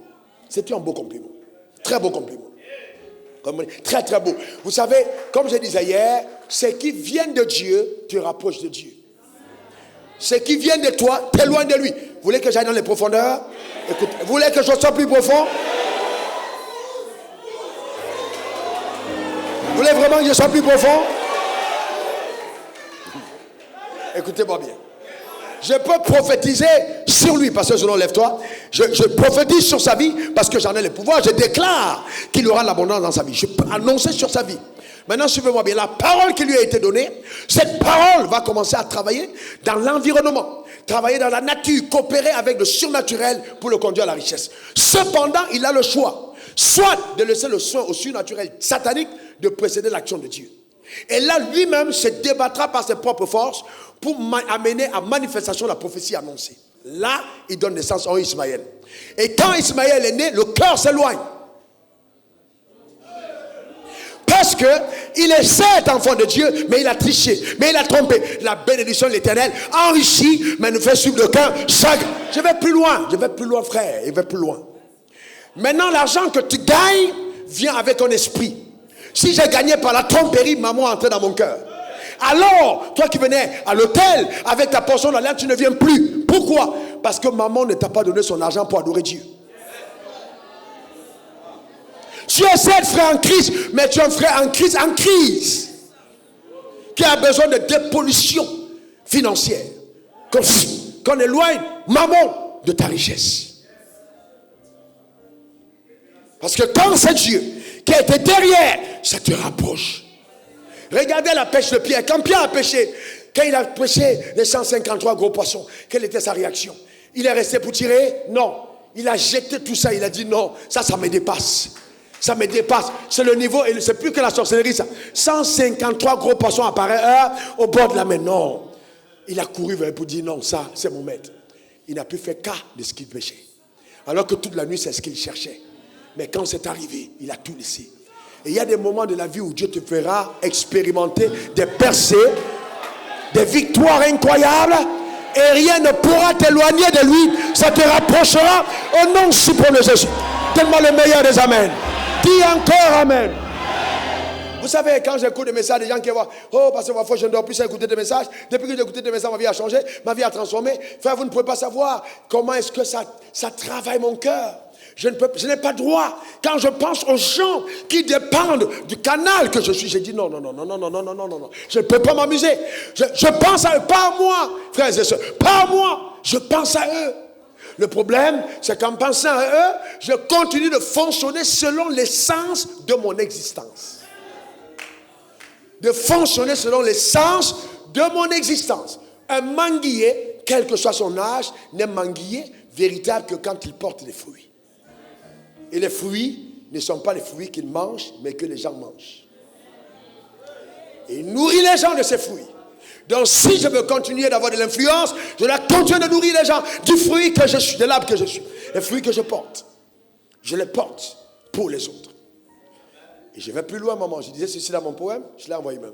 Je disais ceci, ce qu'il y a de beau derrière, c'est qu'en fait, les gens te jettent les pierres sur le manguier, pas parce qu'ils détestent les branches, mais parce qu'ils aiment les fruits. Mais ils pouvaient, s'ils avaient pu toucher les fruits sans blesser les branches, le manguier n'aurait jamais eu de problème. Mais en essayant de couper les fruits, il casse les branches. Et le manguier a mal parce qu'il a perdu un bras à cause des maraudeurs.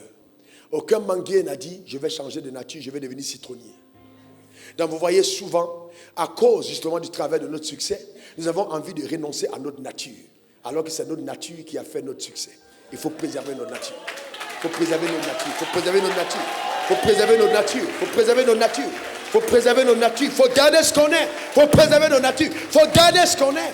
Oui, il faut garder ce qu'on est. Frères et sœurs, quand je vois certains jeunes prédicateurs, oh pasteur, impose-moi les mains. Je regarde, je ris, je dis, mon frère, je veux l'ensemble que tu as sur ta vie. Je ris parce que je sais qu'ils ne comprennent pas ce qu'il y a derrière. Ils ne comprennent pas ce qu'il y a derrière. Dieu ne peut vraiment vous amener à la cime de votre appel que quand il vous fait mourir à vous-même. C'est une mort douloureuse. C'est une crucifixion, pas avec anesthésie. Elle est pénible. Tu ressens dans l'âme. Jusqu'à ce que tu dises, Seigneur, je cède. Fais-moi ce que tu veux. Fais-moi ce que tu veux. Fais-moi ce que tu veux. Fais-moi ce que tu veux. Et oui, là, tu passes à un autre palier. Pourquoi veux-tu la réussite que tu recherches? Pourquoi veux-tu la position que tu occupes? Pourquoi veux-tu l'argent que tu veux gagner? Pourquoi as-tu ce que tu as? As-tu compris le sens de tes possessions? Pourquoi as-tu les dons que tu as? Pourquoi? Pourquoi? C'est pourquoi, vous voyez, par exemple, en tant que pasteur, j'ai beaucoup d'amis, je suis connecté à beaucoup d'amis, grands prédicateurs de la parole de Dieu, mais c'est rarement on a plus de 4 invités par an à l'église. Parce que j'ai simplement compris mon rôle de pasteur. Tant que je suis encore pasteur, je dois avoir de lait qui coule. Et de temps en temps, je dois inviter des gens qui viennent donner le biberon. Le rôle du berger, c'est de conduire les brebis au vert pâturage. C'est ça le berger. Quand on est dans un ministère, on peut faire du sensationnel. Quand on est dans l'église, on doit construire les gens. Et c'est quelque chose d'intelligent et de spirituel. Il y a des époques et des messages, si je vous montre dans mes notes, j'ai 76 messages encore non enseignés en série, 76 séries. J'ai 76 séries dans mon message enseigné, 76 séries que je n'ai pas encore touchées. Mais parce que chaque série correspond à l'âge spirituel de l'Église. Donc, si vous ne comprenez pas ça, vous êtes allé dans le bruit. Non, on ne construit pas les gens dans le bruit. Pour construire les gens, c'est un travail intelligent. C'est un travail méthodique. Il faut amener les gens d'un point A à un point B, un point B à un point C, un point C à un point D. C'est important. C'est pourquoi, jusqu'à présent, quand un de mes collaborateurs enseigne, j'exige le message avant pour lire et m'assurer qu'on est en train de mettre la bonne brique. C'est pas pour dire qu'ils ne sont pas bons, non, mais j'ai la responsabilité de berger. Ils sont tous très bons d'ailleurs, mais il est important de lire. Et quelle beauté quand, par exemple, dimanche passé, on a 3 serviteurs de Dieu différents qui apportent 3 messages similaires. Tu dis, waouh, Dieu parle. Ce n'est pas imposé. J'ai dit, allez-y, priez et balancez-moi votre message. Et vous voyez les 3 personnes vivre dans la même fréquence. Je dis, Dieu est à l'œuvre. Tu es talent. Voyez-vous? C'est important. Donc, ce n'est pas simplement une affaire de popularité, non, ça n'a rien à voir. Il faut être à même de rester intègre par rapport à ton appel. Les gens sont étonnés. Aujourd'hui, nous sommes, je peux le dévoiler en face, où vraiment Dieu m'a mis à cœur de sortir la nouvelle. Il y a une nouvelle génération de leaders qui est en train de monter. Alors, comme avant, j'avais relâché un peu la main, je venais au culte 30 minutes, après 7 heures, le matin, ça dit normalement, les ouvriers avaient 6h30, les ouvriers fidèles. Et à 7h, on est là pour la prière. Et 7h30, on commence le culte. Alors donc, j'ai changé. Maintenant, je reviens à 6h. Pourquoi je reviens à 6h? Parce que si je veux montrer l'exemple à ceux qui sont élevés, il faut qu'ils me voient arriver aux heures où ils doivent arriver. Donc, en tant que leader, je dois montrer l'exemple. Donc, si j'ai assez d'énergie en tant que leader, je dois revenir encore à 6h, être parmi les 5 personnes qui arrivent à l'église en premier, pour que tous les collaborateurs que je veux susciter en second soient à même de voir cet exemple. Et qu'ils ne soient pas engendrés selon l'image d'Adam qui a perdu l'image de Dieu. Voyez-vous? Et souvent on ne comprend pas. On a bâti de grandes structures, on a l'intelligence, on met des choses là. Et puis vous laissez à la porte de vos entreprises des personnes qui n'ont pas votre ADN. Jésus a dit, je suis la porte des brebis. C'est-à-dire quand on entre, on doit voir mon ADN. Tu es chef d'entreprise et puis ta secrétaire. Quand on entre, les gens que tu laisses là, ils détruisent ton entreprise. Alors ils ne comprennent pas la souffrance et la douleur de tes investissements. Tu les fous à la porte, sans émotion. Celui qui ne veut pas suivre, qu'on évacue. D'ailleurs, émonder un arbre, c'est enlever les arbres, les branches sèches qui ne sont plus en train de porter des fruits et les mettre par terre. C'est important. En certains moments du discours, vous n'êtes plus dans le discours, vous passez à une méthode plus énergétique qui permet une productivité maximale. On n'est pas dans le royaume pour se faire plaisir, on est dans le royaume pour lui faire plaisir. Celui qui nous a appelés et celui que nous servons. Point barre. Si le lion regardait les émotions de la girafe, il mourrait de faim. On n'a pas regardé le visage de la girafe, vous dites la girafe n'est pas contente. Tu meurs de faim. Leader, si vous commencez, vous êtes un mari, vous regardez le visage de votre femme pour dire votre maison, vous êtes perdu. Parce que les femmes sont très fortes. Elle va te sortir un visage là. Et puis là, tu commences à faire comme... Elles sont au visage, elles ne parlent pas. Hein. Chérie, ça va, oui, ça va. Mais le visage est monté. Mais toi, si tu commences à regarder le visage, tu es manipulable. Un grand leader ne fonctionne pas à l'émotion. Il n'y a pas une question d'émotion. Le visage est tordu au nord, il va revertir au sud, après il va revenir normal. Tu restes tranquille jusqu'à ce que la personne se calme. Est-ce que quelqu'un comprend de quoi je parle? Ah ouais. Ah ouais, c'est ça. Jusqu'à ce que la personne se calme. Il ne faut pas être émotif. Il ne faut pas être émotif. C'est le principe. Parce que si vous n'êtes pas fidèle au principe, vous perdez tout. Les principes qui ont fait votre réussite, c'est les mêmes que doivent marcher. Jusqu'à aujourd'hui, je n'accepte pas les rendez-vous les samedis soirs. Un restaurant, c'est si jamais, il fête jamais. Ma femme peut partir, peut-elle me représenter? Je ne pars pas. Parce que ce sont les mêmes principes qui font la force. Les gens doivent manger dimanche matin. Je ne peux pas m'amuser à jouer samedi soir. Impossible. Il n'y a pas de raison. Il n'y a pas de raison. Oh oui, mais c'est le mariage de ta fidèle. Oui, mais attends. Les gens peuvent aller au mariage. Je ne suis pas obligé d'aller au mariage. Oh, pasteur, il faut que tu bénisses mon mariage. Quand tu allais à la mairie, tu as demandé au maire principal de bénir ton mariage. Le maire principal n'était pas là. Son adjoint, tu as accepté. Pourquoi tu veux que je sois là? Si je ne peux pas être là, je ne suis pas là. Si tu veux vraiment que je sois là, marie ton vendredi, je serai sûrement là. Mais un samedi, c'est délicat. Vous comprenez ce que je chante? C'est important. Mais vous le faites avec amour, vous enseignez, vous faites comprendre aux gens. Exactement, c'est très important. Vous devez faire attention. Je parle aux leaders. Les leaders fonctionnent sur des principes. Les leaders fonctionnent sur les principes. Et un autre principe, c'est le fait de croire aux autres. Gardez vos cœurs purs. Croyez aux autres. Vous ne pouvez pas vouloir toujours être la seule personne qui... Non, croyez aux autres et montez avec les autres. Montez avec eux, montez avec les autres. Montez avec eux. Montez. Tu as 27 voitures dans ton parc. Tes collaborateurs n'ont même pas une voiture. Monte avec eux. En tant que pasteur, si mes souvenirs sont exacts, je suis à peu près peut-être à ma 11e voiture au fait à des collaborateurs. Au fait, de donner. Tiens, voilà une clé. Tiens, voilà une clé. Je ne sais pas combien de maisons, mais déjà, des maisons, on est peut-être à 5. Et ça va commenter. Et vous voyez, et vous savez pourquoi on est arrivé là? Parce qu'un jour, j'ai dit, ne veux pas faire partie de ceux qui reçoivent seulement. La Bible dit, il n'y a plus de plaisir à donner qu'à recevoir. Alors j'ai dit, au lieu d'être de ceux qui reçoivent, je vais faire partie de ceux qui donnent. Ça me rappelle le témoignage de la dame. Je suis allé lui parler de Dieu. Et puis à la fin, quand elle m'a demandé, quand j'ai refusé de prendre le transport, et puis elle m'a dit, mais Dieu me demande de te donner. J'ai mis la main en poche, il me restait 10 francs. Et j'ai 10 francs en poche, donc je n'avais pas d'argent de taxi. J'avais perdu la conscience du manque parce que j'étais préoccupé par son épanouissement. Et la dame a réagi spontanément. Je lui ai dit, vraiment, il me manque 10 francs. Elle m'a dit, à partir d'aujourd'hui, pasteur, s'il te plaît, à la fin du mois, envoie-moi la liste de tes besoins. Pour certaines personnes, c'est une belle nouvelle. Envoie-moi la liste de tes besoins. J'ai regardé la dame spontanément. Je lui ai dit, je suis désolé, ma soeur, je ne peux pas le faire. Parce que mes besoins sont au-dessus de ton salaire. Je lui ai dit mes besoins, je ne peux pas te donner mes besoins. Parce que si je te place mes besoins, ton salaire me met petit pour résoudre mes besoins. Donc, ma soeur, ce qu'on va faire, si Dieu te met à cœur de me donner quelque chose, fais-le. Vous savez qu'une réponse pareille, c'est choquant. Quand les gens rentrent chez eux, ils disent, mais attends, le gars, il est orgueilleux. Ce n'est pas de l'orgueil, je te dis la vérité. La même fois ici, quand une dame m'a donné une voiture pour la première fois, c'était un 505 qui tombait en panne tout le temps au bord de la route. Mais la voiture, là, m'a enseigné la foi. Ça m'a enseigné 10 000 de carburant par jour. Mais l'esprit de 10 000 de carburant par jour. Mais l'esprit de l'esclave, c'est-à-dire tu vas à l'aéroport, tu reviens, 10 000, c'est parti. Une vieille voiture. Mais l'esprit d'esclave que j'avais, il fallait que je sois en voiture. Il fallait donc me voir. J'avais mon gars, il s'appelait Sam, mon premier chauffeur. Donc Sam était le roi parce qu'il ne savait pas conduire. Donc Sam me prend, Sam est devant, je suis derrière. Dans une vieille 505. Quand j'arrive quelque part, il faut qu'on garde devant pour qu'on me voit descendre en voiture. C'était ma première voiture, frère. Il faut qu'on me voit. Et vous savez, et quand tu es dans des positions pareilles, tu penses que tu es tellement puissant. Tu gardes, tu descends de ta voiture et puis tu es un porteur d'âme, il est là avec ta Bible. Et la Bible est grosse, tu vois Sam, et là il se balade. Sam joue l'important parce que... Et je dépends de Sam. Donc si Sam est en retard, je suis en retard. Donc Sam devient important dans le système. Ouais, c'est incroyable. Jusqu'à ce qu'un jour, je place une demande devant Dieu, j'ai dit Seigneur, j'ai besoin de voiture.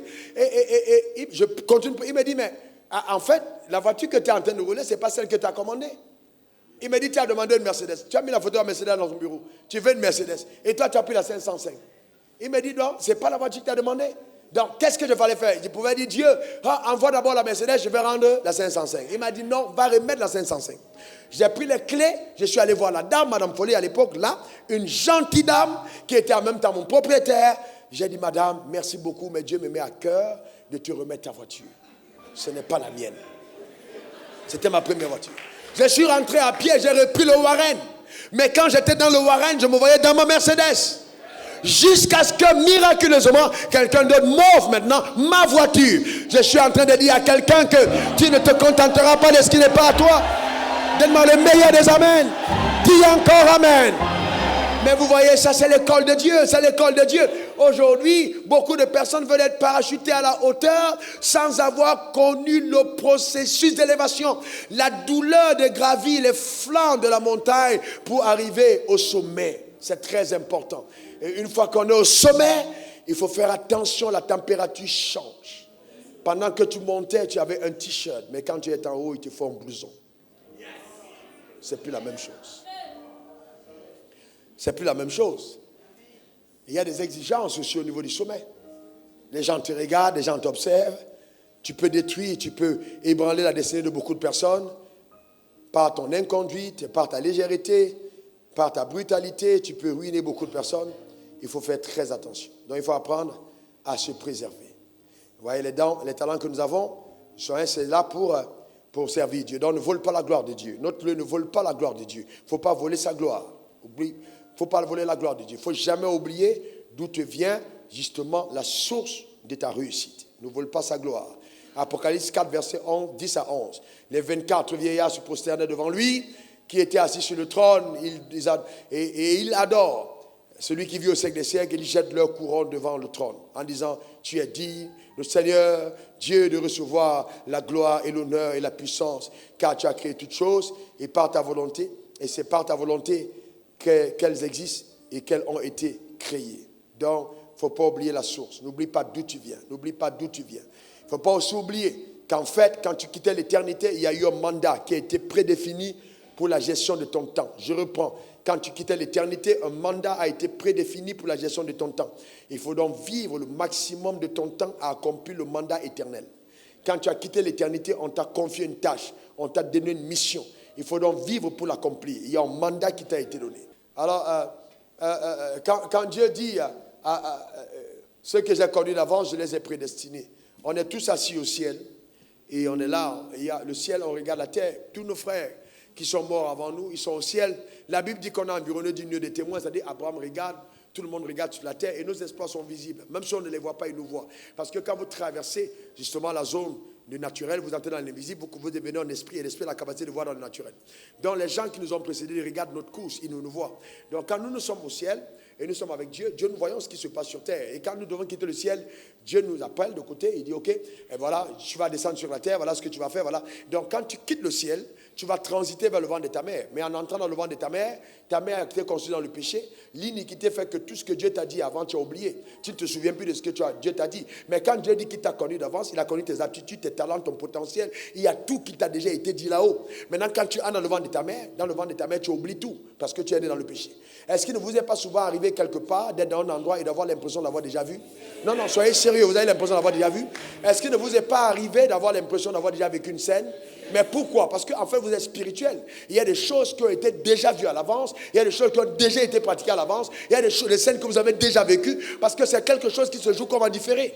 Il dit, ceux que j'ai connus d'avance, je les ai prédestinés. Préparés pour une destination. Ceux que j'ai prédestinés, je les ai appelés. Frère, le salut que nous avons reçu est la conséquence d'une prédestination. Si Jésus ne t'a pas aimé, tu ne peux pas être sauvé. Impossible. Il y a un choix pour te porter sur ta vie. Si ce n'était pas ça, tu ne serais pas sauvé. Il y a des gens qui ont entendu l'évangile plus dur que toi, ils ne t'ont pas sauvé. Mais toi, tu as été sauvé parce qu'il y a un mandat. Donc maintenant, je dois vivre le restant de mes jours pour accomplir ce mandat. Et non aller à l'église. Aller à l'église n'est pas mon appel. Accomplir ce mandat, c'est mon appel. C'est très important. Donc, écoutez-moi bien, nous ne sommes pas appelés à avoir des grandes églises. Non, ce n'est pas notre appel. Dieu n'a pas appelé quelqu'un pour dire, je t'appelle à avoir 10 000 membres. Il n'a jamais dit ça. Et il t'appelle et il te dit, prêche la parole de foi, guéris les malades. Voilà l'appel. Maintenant, en le faisant, peut-être tu as 20 000, 30 000 membres. Mais ce n'est pas ça l'appel. 30 000 membres, ce n'est pas l'appel. Non. Une grande église, ce n'est pas l'appel. Non. Avoir la plus grande église de France, ce n'est pas un appel. Non. Dieu n'a jamais dit à quelqu'un va avoir la plus grande église de France. Ce n'est pas vrai. Quelqu'un dit ça, il ment. Dieu ne parle pas comme ça. Dieu se soucie des gens et non de la structure. Parce qu'il sait que la structure peut détruire les gens.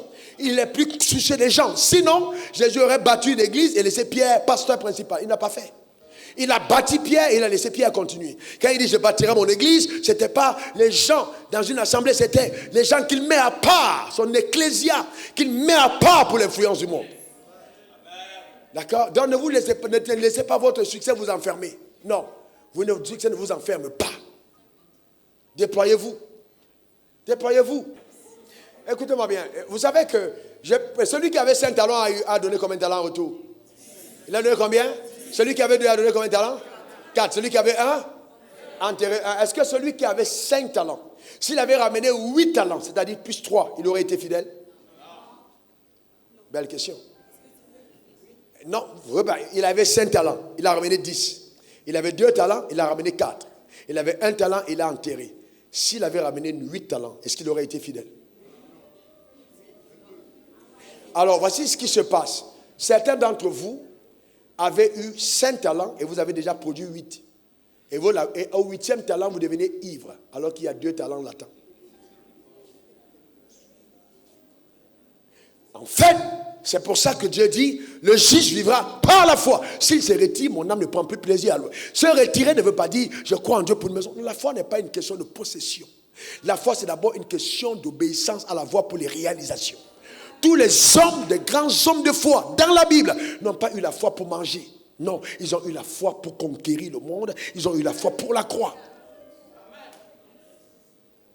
C'est par la foi que nous reconnaissons que le monde a été créé par la parole de Dieu. Vous ne mangez dedans rien. C'est par la foi que Abel offrit un sacrifice plus excellent que celui de Caïn. N'est-ce pas? C'est par la foi que Noé divinement est averti par Dieu construisit l'arche. C'est par la foi que Abraham averti quitta son pays. C'est par la foi que Noé... Frère, la foi t'amène à réaliser. La foi te donne d'épouser la voie pour l'action dans le temps. C'est ça la vraie foi. Et on a transformé nos églises en foi pour avoir l'argent, foi pour avoir les maisons. Non, La foi, c'est impacter les vies. La foi, c'est donner l'écho à la croix dans notre dispensation. Donc quand les gens arrivent, ah oui, j'ai déjà eu 8 talents. Alors, hey, je suis arrivé. Mais tu es arrivé par rapport à quoi? Peut-être tu es dans ton secteur, tu es dans ton bus prospère. Mais c'est vrai. Mais qu'est-ce que Dieu t'a dit? Il dit empire financier. Quand il te dit empire financier, quand tu as 5 milliards, tu n'as rien. Il a dit empire. C'est-à-dire qu'il t'amène à la dimension des Rockefeller. Il veut faire de toi quelqu'un de très puissant. Mais à 5 milliards, tu peux t'arrêter parce que les gens t'acclament. C'est dangereux. C'est pourquoi, à certains moments de la vie, il faut accepter de faire des mues. M-U-E. Mu, c'est-à-dire muer, changer de peau. La délocalisation. Changer même d'amis, parce qu'il y a des amis qui te tirent vers le bas. Il y a des moments où quand tu progresses, il faut être à même de te séparer stratégiquement de ceux qui t'entourent. Parce que ceux qui t'entourent ne peuvent plus comprendre tes habitudes. Un jour, un pasteur m'a amené, et Dieu est un témoin vivant. Il m'amène dans un restaurant, il a dépensé 200 000. Je l'ai maudit. Dans mon cœur, j'ai dit, comment un pasteur peut dépenser 200 000 au restaurant? C'est pas possible.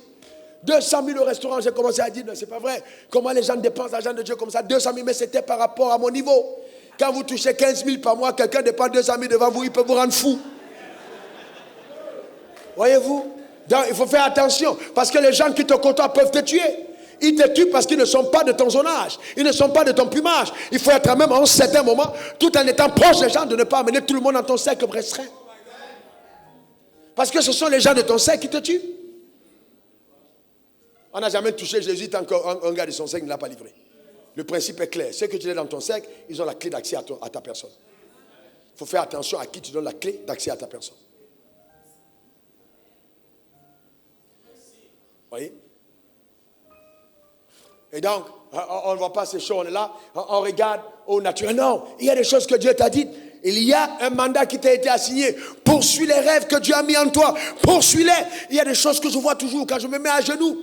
Les gens regardent. Oui, mais quand je regarde, ça ne ressemble même pas à 1/1000 de ce que Dieu veut qu'on fasse. En termes de potentiel d'impact, ça ne ressemble même pas encore. Il y a tellement de choses à venir. Je vous parle de 76 messages, séries. Mais, frères et sœurs, Dieu est un Dieu qui travaille. Le problème, c'est que nous, à un certain moment, on s'arrête. Mais il veut travailler. Dieu veut t'amener plus loin. Dieu veut t'amener à une autre dimension, il veut t'amener à un autre niveau. Le problème, c'est que souvent, ton succès d'aujourd'hui t'empêche d'aller plus loin. Il faut aller plus loin que ça. Regardez, par exemple, dans nos sociétés africaines, pour ceux qui sont ici, qui me suivent en Afrique, quand on nomme quelqu'un ministre et qu'il était un bon intello, qui écrivait des livres, est-ce qu'il écrit encore? Il n'écrit plus. Jamais. Quand il faisait des publications dans les revues, il ne les fait plus. Parce qu'en fait, il était en train de faire des publications pour atteindre un poste de responsabilité. Dès qu'il est responsable, il ne publie plus. C'est la pauvreté. Parce que l'homme pauvre veut avoir une position, alors que l'homme riche veut avoir de l'influence. Ce n'est pas la position qui l'intéresse. C'est le fait de pouvoir continuer, justement, d'être une bénédiction pour les autres. Et c'est pourquoi nos riches, dans nos continents, ne transmettent pas leur richesse à leurs enfants. Parce qu'ils ne comprennent pas la loi de la richesse. Ils pensent qu'être riche, c'est donner à l'enfant tout ce que l'enfant veut. On donne à l'enfant une voiture personnelle, un chauffeur personnel, un iPad à 2 ans et demi, un iPhone à 5 ans. On ne sait même pas qu'on est en train de tuer son enfant. Tu exposes un enfant de 2 ans aux zones. Il va devenir comment quand il aura 15 ans? Et donc, on n'a pas compris toutes les choses parce que dans notre tête, nous pensons simplement que voilà. Non, frère, on doit comprendre Dieu. On doit comprendre Dieu pour gérer le succès. On doit comprendre Dieu. Voyez-vous, c'est très, très, très important. Quand Dieu te regarde, Dieu voit le monde. Quand Dieu te regarde, il voit le monde. Il ne voit pas ta structure, il ne voit pas ta position, il ne voit pas le poste que tu occupes. Il voit les gens avec qui tu peux être en contact dans ce poste-là. C'est-à-dire, le projet de Dieu, ce sont d'abord les hommes. Et les hommes qui créent l'influence dans le monde. Donc quand Dieu te met quelque part, il se dit au moins quand tu es là, les choses dans cet environnement vont changer. Ce n'est pas pour toi maintenant le temps de montrer que tu es au pouvoir. Non, c'est de relâcher la vie de Dieu, le caractère de Dieu, le comportement de Dieu dans la sphère où on est. C'est important. D'accord? C'est très important. Très important. Très important. D'accord? Très, très important. Et préservez vos cœurs de l'amertume. Préservez. Il n'y a rien de plus terrible que être amer. L'amertume, c'est terrible. Hébreux 12, verset 15 à 17. Veillez à ce que nul ne se prive de la grâce de Dieu, à ce qu'aucune racine d'amertume des rejetants ne produisent des troubles et que plusieurs en soient infectés. L'amertume, être amer, combattez l'amertume. Préservez votre cœur, gardez votre cœur absolument contre l'amertume. Heureux ceux qui ont le cœur pur, car ils verront Dieu. Gardez votre cœur de l'amertume. Ne soyez pas amer. Non, du tout. Ne soyez pas amer. Parce que dans l'accomplissement de vos responsabilités, les gens vont vous offenser. Ne soyez pas amer. Pardonnez, aimez, supportez, endurez. Ne soyez pas amer. Pas du tout. Docteur, il t'est arrivé à l'hôpital d'avoir un fou qui te gifle, n'est-ce pas? Qui essaie de te violenter. Oui, c'est arrivé, n'est-ce pas? Mais tu repars toujours à l'hôpital et tu as toujours la compassion pour les fous. Oui, parce que toi, tu es devenu psychiatre parce que Dieu t'a dit de faire la psychiatrie. Quand tu m'as dit ça, j'ai dit toi-même, Dieu, là, il t'a parlé vraiment. Voyez-vous? Sérieusement. Non, mais c'est extraordinaire. Mais vous savez, nous, s'il n'y en avait pas un pasteur qui comprenait, le pasteur lui aurait dit, il ne faut pas être psychiatre. Non, Dieu, mais qui va s'occuper des fous? Vous pensez que Dieu n'a pas d'intérêt pour les personnes qui deviennent fous? Mais vous pensez que Dieu n'a pas envie de sortir ces gens de la folie? Généralement, quand on les amène dans ces endroits, on les tue plutôt par les médicaments qu'on donne. Mais elle parle en langue, elle sait l'instruction de Dieu, elle trouve la méthodologie, elle ramène les personnes justement à être transformées par la puissance de Dieu. C'est intéressant. C'est très intéressant d'ailleurs. Très, très intéressant. C'est son appel. Mais dans l'accomplissement de ton appel, il y aura toujours des heurts. Mais il ne faut jamais, je dis bien alors, jamais avoir de l'amertume dans l'âme. Quand on a voulu une fois m'enlever pour aller me tuer à la forêt du Banco et qu'on m'avait pris en voiture et que les gars m'ont pris en otage, heureusement ce jour-là j'étais avec ma femme. Comme quoi c'est souvent très utile d'être souvent avec sa femme, pas tout le temps. Donc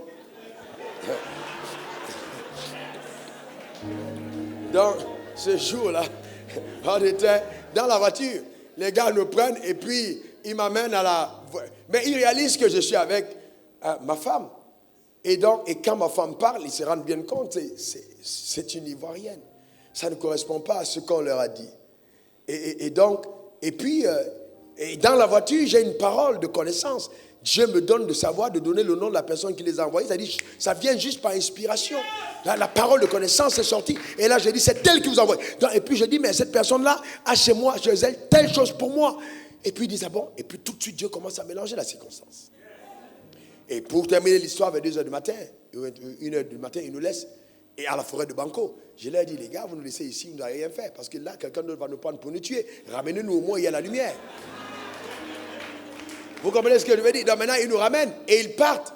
D'accord? Après nous avoir arrêtés. Mais la première réaction, c'est vraiment, hey, les gens, ils ne m'aiment pas, c'est pas possible. Tu deviens amer. Tu dis, mais c'est pas possible. Vraiment, les Ivoiriens m'ont fait ça. Non, ce ne sont pas les Ivoiriens, c'est deux flemmards dans un coin qui t'ont causé des problèmes. Et il ne faut pas permettre justement à une personne qui te fait du mal d'empoisonner toutes les autres personnes. Non. Il faut garder ton cœur pur. Garder ton cœur pur. C'est très important de ne pas être amer. J'ai vu beaucoup de leaders amers. Non, je ne vais plus aider les gens. J'ai aidé tes collaborateurs, il m'a fait ça. Mais qu'en est-il de Dieu?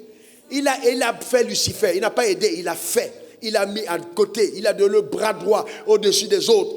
Michael pouvait venir, Dieu. On t'avait dit non. Toi, tu aimes Lucifer. Ça, on t'a dit. On t'a parlé si toi, tu n'écoutes pas. Tu n'écoutes pas, tu as mis Lucifer en responsabilité. Voilà. Il est parti, il le tient. Bon, moi, je ne combats plus. Hein. Moi, je ne combats plus. Je ne suis pas. Moi, je ne combats plus.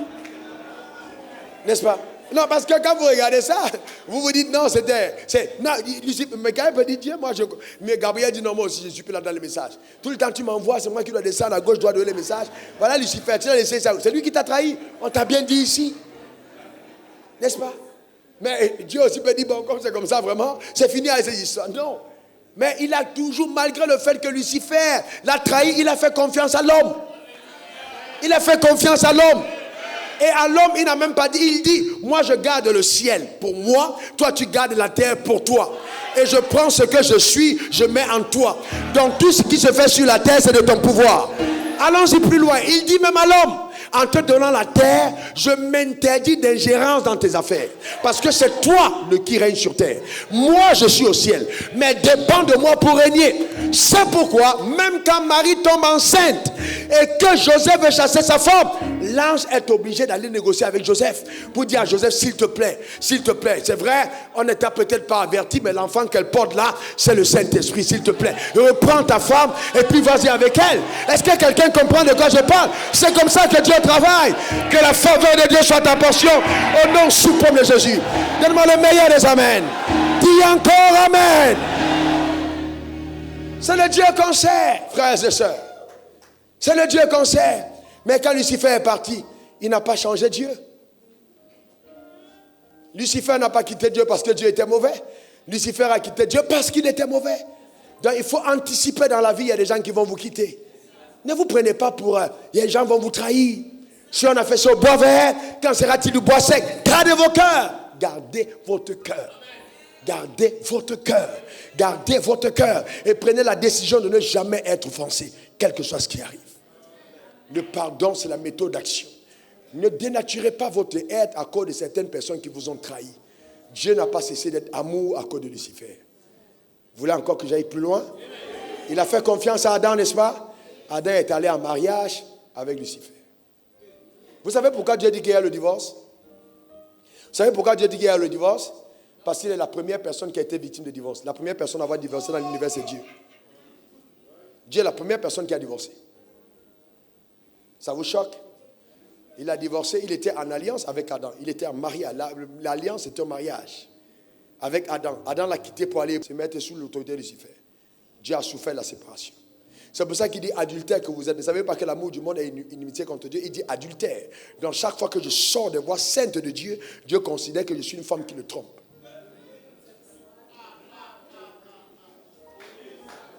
Est-ce que quelqu'un comprend ça?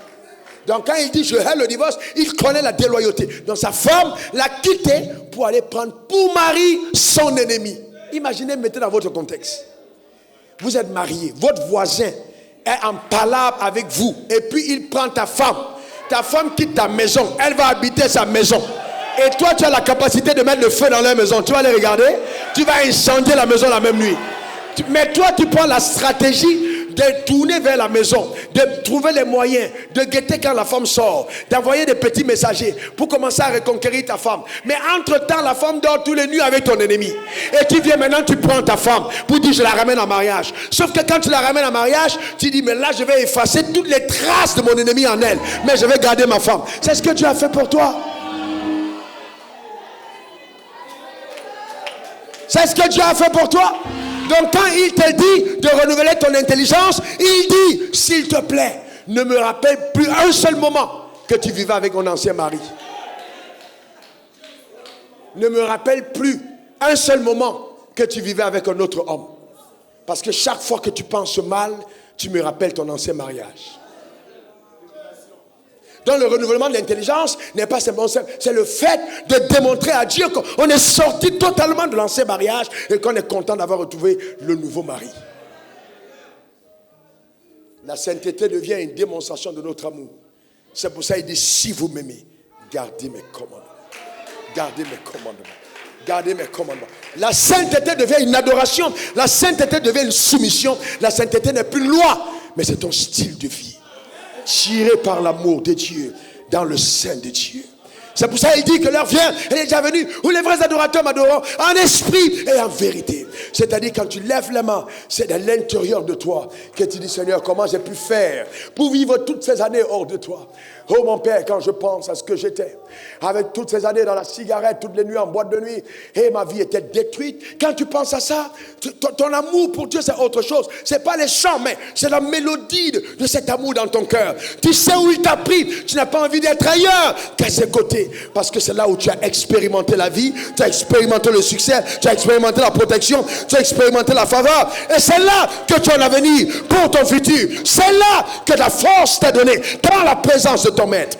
Oui, si nous servons Dieu dans cette dynamique, alors aucun succès ne nous ébranlera, car celui qui nous a amenés à lui a fait une alliance avec lui de succès, et le succès fait partie de notre ADN. L'échec est une surprise, mais le succès, une normalité. Que cela t'accompagne. Que la grâce de Dieu soit ta portion. Que la faveur de Dieu t'accompagne. Que la main de Dieu soit sur ta vie. Au nom suprême de Jésus. Quelqu'un me donne 3 bons amen. On est ensemble, on est ensemble.